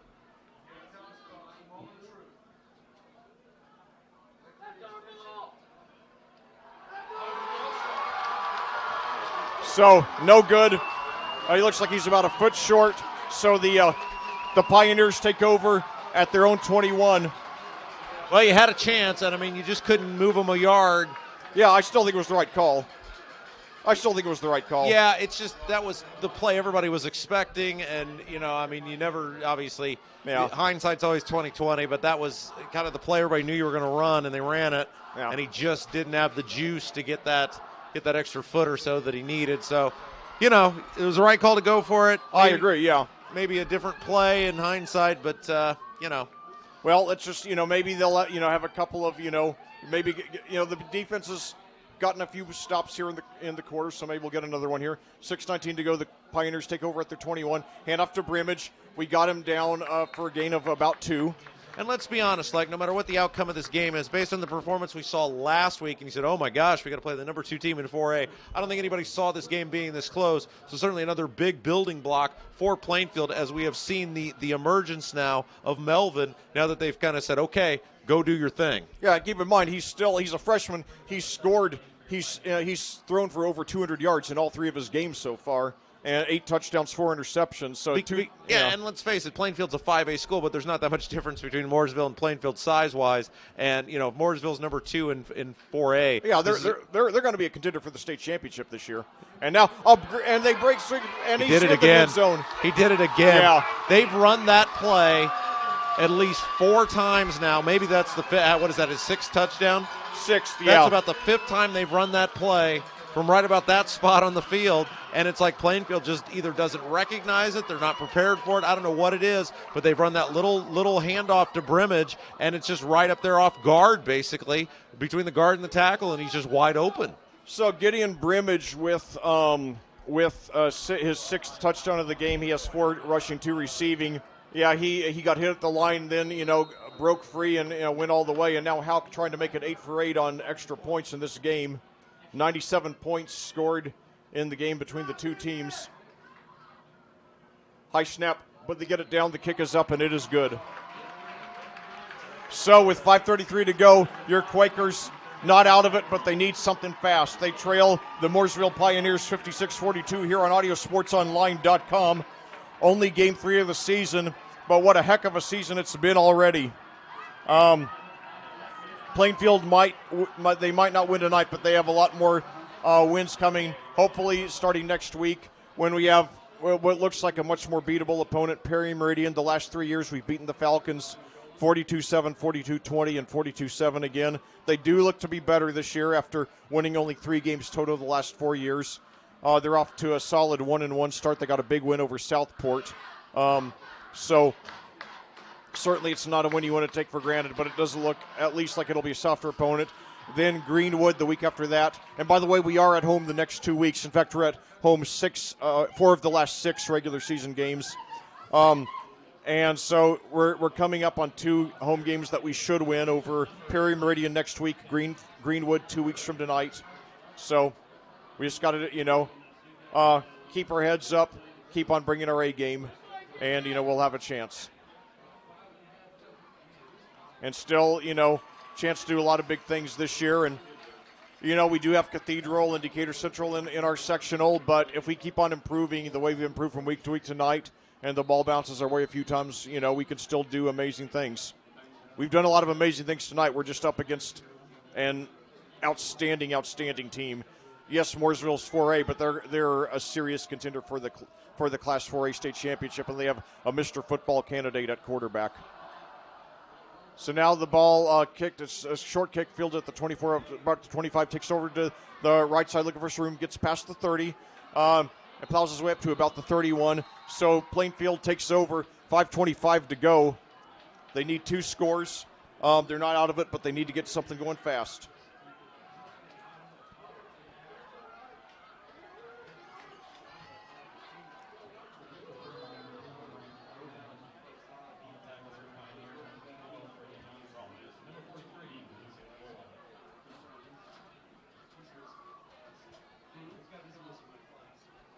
Okay, 5:25 to go.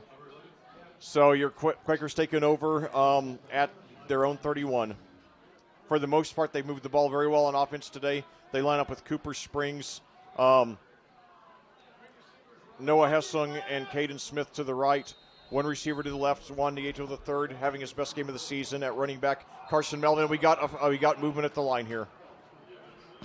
It's going to be, it looks like, against the Pioneers.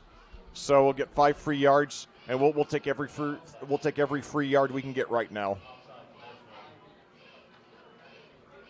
So 1st and 10 turns to 1st and 5. 5:25 to go. We need two quick scores, and we need to get a stop. So 3 receivers to the right, 1 to the left. Nieto, the running back. Melvin in shotgun, takes a snap, drops back. He's got time. He rolls to his right. He throws. He's got the completion for the first down at about the 46. That's Cale Vanderbush there.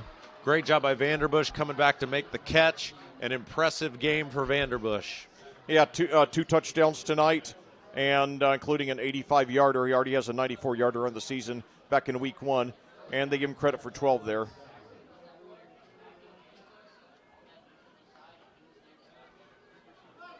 And now Melvin takes it. He's got some room. I know Hessling, he's got that on the left side, and he's brought down. He's scrambled looking for some extra room, but he's brought down about 2 yards short of the first. Nevertheless, a good start to the drive for the Quakers. Yeah, he was trying to get out of bounds there, Leck, because he wants that clock to stop. Unfortunately, he stayed in bounds. But still a nice gain, as you said, there about 6 yards on first down. Yeah, they give him credit for 6, yep. So Melvin over 300 yards now for the first time in his young career. And now 2 receivers to the left now. And Melvin takes it. He rolls to his right. He's got some time. He's got a good block there. And now he takes it up himself. He's past the 40, and he's out of bounds. Good job stopping the clock. Boy, yeah, Mooresville secondary really fell asleep that time. They all kept anticipating he was going to throw the ball, and they kept moving back as he was moving forward. And finally he just said, yes, I'll gladly take these 5 or 6 yards and pick up the first down and get out of bounds. Yes, he did. Yeah, so 6 yards there by Carson. Melvin had by far the best rushing game of his career tonight. We scored 98 points in this game combined, Leck. Yeah, I think we're going to get over 100 before the night's through. And now a screen pass, I believe it's Hessling. He's got some on the left side, first down past the 30 up to about the 25. Yeah, Hessling has played another great game. We talked about Vanderbush as well. Hessling's done a great job. Nice job there catching on the run. He was moving forward, caught that ball actually in the backfield, and then with the full head of steam was able to pick up the first down. Yes, indeed. So that's a 15-yard gain there. So 4:33 to go in county. Got to get a quick score here. Melvin now over up the middle. He's got and now, wow, he was picked up. Hessling was picked up and literally thrown to the ground. Yeah, they call that a suplex in pro wrestling. Brock Lesnar would have been happy with that one. Some of the Plainfield fans came to their feet there. They wanted a flag there, but that's a clean play, and it'll bring up second down and about 5 from the 20-yard line. So now 2 receivers to each side, and Melvin drops back, and now he rolls to his right. He's got time, gets rid of it to Hessling inside the 20, knocked out of bounds at the 16. He's got.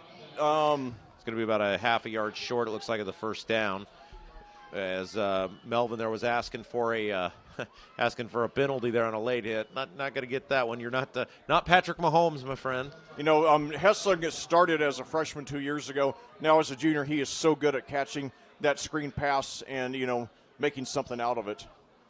So big third down coming up here. They still got to get about a yard. He did get out of bounds. The clock stopped with 3:58 left to go in the ball game. So springs to the right, and now Melvin takes it, and he's got a man wide open. He's going to, and he throws it. He dropped it. He should have run that there, Leck. He had a wide open path at the first down. You've got to pick up the first down there, and I'm sure Brian Woodard is telling him that you've got to pick up that first down because now it's 4th down and short. Yeah, so now, now you got no margin for error. Now you got to, and of course you remember last time you had the ball, you turned it over on 4th and 1. You got to make sure you don't do that this time. Yeah, you got to be able to. You got to get a yard here. I mean, no doubt about it. Got to pick up that yard. And now they're doing this again. This Wildcat.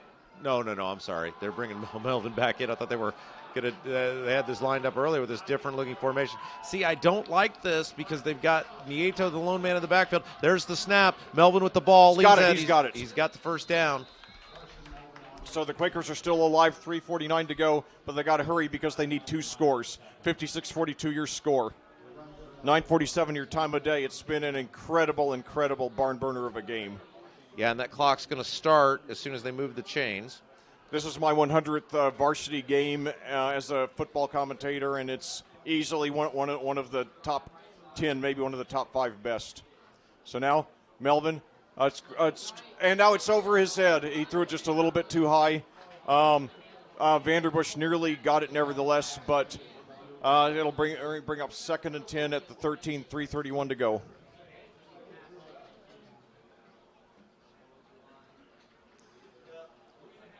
I have Melvin 20 for 28, 335 yards, 2 touchdowns, 1 interception. Most yards he's had so far in the 3 games of his career. So 3 receivers to the left, 1 to the right. Melvin rolls to his left. He's got a good block there.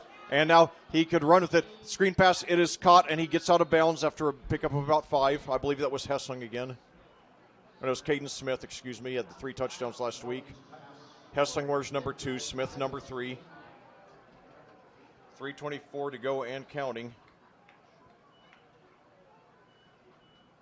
Big third down coming up for the Quakers.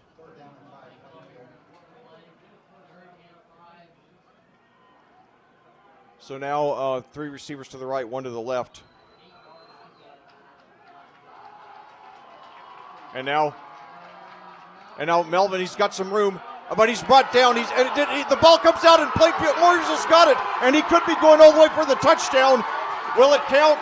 I believe it will. He was going for the first down, dropped it, and who was that? I believe that was Denny. He had an interception earlier. Oh no. He's got the touchdown.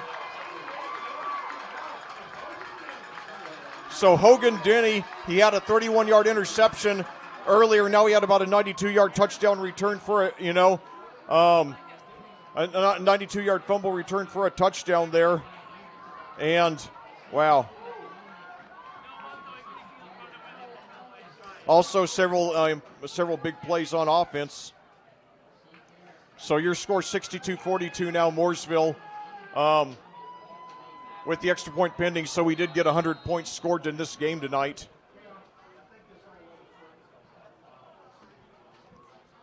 So now Brian Hauk going for his 9th extra point. He made the first 8. Low snap, but the kick is up and it is good. So 9 for 9. So with 3:08 to go, your Mooresville Pioneers, after several scares from Plainfield, looks like they finally put this one away with 3-possession lead. Following that unfortunate fumble return for a touchdown from about 92 yards as Melvin was going for the first down to try to keep the drive alive that would have made it a 1-possession game. And Rob, that just shows how much a game can hinge on one play. You look at if this is the final score, 63-42, you look at the final score and you think, wow, it just, Mooresville just pulled away fairly easily. But the fact is, you take away that fumble, we very well might be looking at a 1-possession game right now, a down-to-the-wire thriller. So, yeah, that was a 14-point swing right there. And now with Plainfield, hopefully they'll finish the game here on a positive note.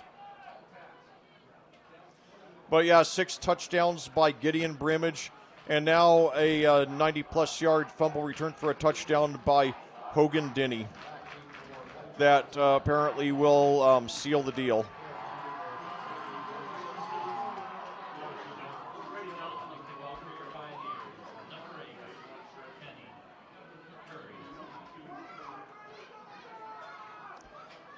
So, hopefully we'll, get at least another score here before we go home tonight.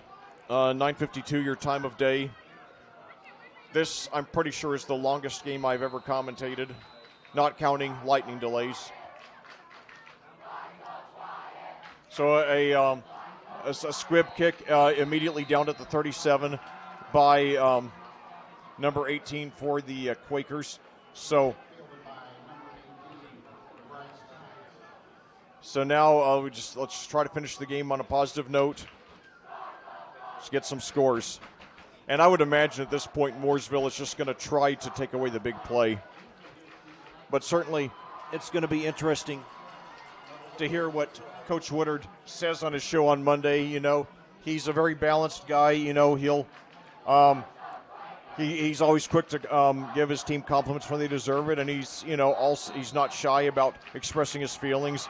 And of course, the most negative feelings that he's ever. Hold on, screen pass to the left now. So he got some room over on the left side, and he gets out of bounds after a pick of about 7. So 3:01 to go. Noah Hessling with another one. So that's 3:01 to go in the game now. And the Quakers 3 touchdowns behind. They've played well. They're just up against a mammoth opponent. I would not be a bit surprised if they ended up winning the state championship this year.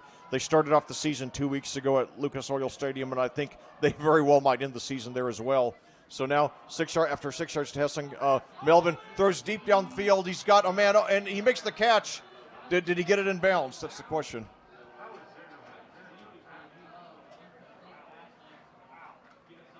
So they're saying no. I couldn't tell if he was in bounds or not. It was way on the far side of the field.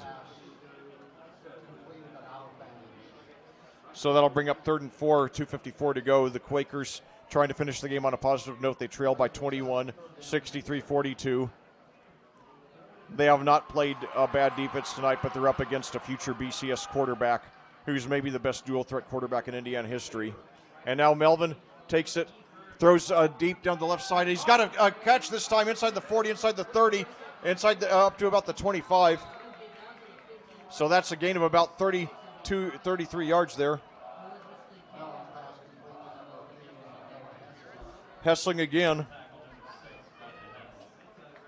So the Quakers now with a good chance to get at least one more score here. 2:44 to go. They have it now first and 10. I thought it was the 15. Okay, so that's a big gain. And now Melvin throws and it's out of bounds. He is really high. He was trying to get rid of it. He was nearly sacked. He did a good job avoiding it. The clock stops. 2:31 to go.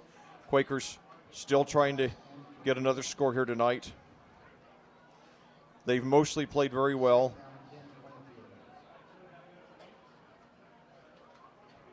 So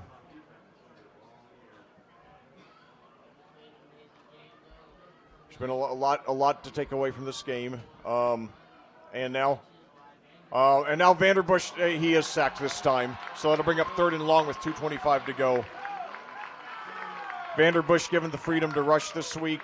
Rushed very well in the first half. Not a lot of rushing success in the second half. But overall, a great game. The best game he's played so far. And he's going to keep getting better. Only 3 games. We should have him another 40 games or so. Hopefully more depending on playoff runs. But anyway, so 2 receivers to the right. And now he gets rid of it. This time it's, I think it was partly deflected. It goes for, not sure what he's trying to do there, but nevertheless, that'll bring up 4th down and 16. So the Quakers will get at least one more play on offense with 1:58 to go, trying to finish the game on a positive note.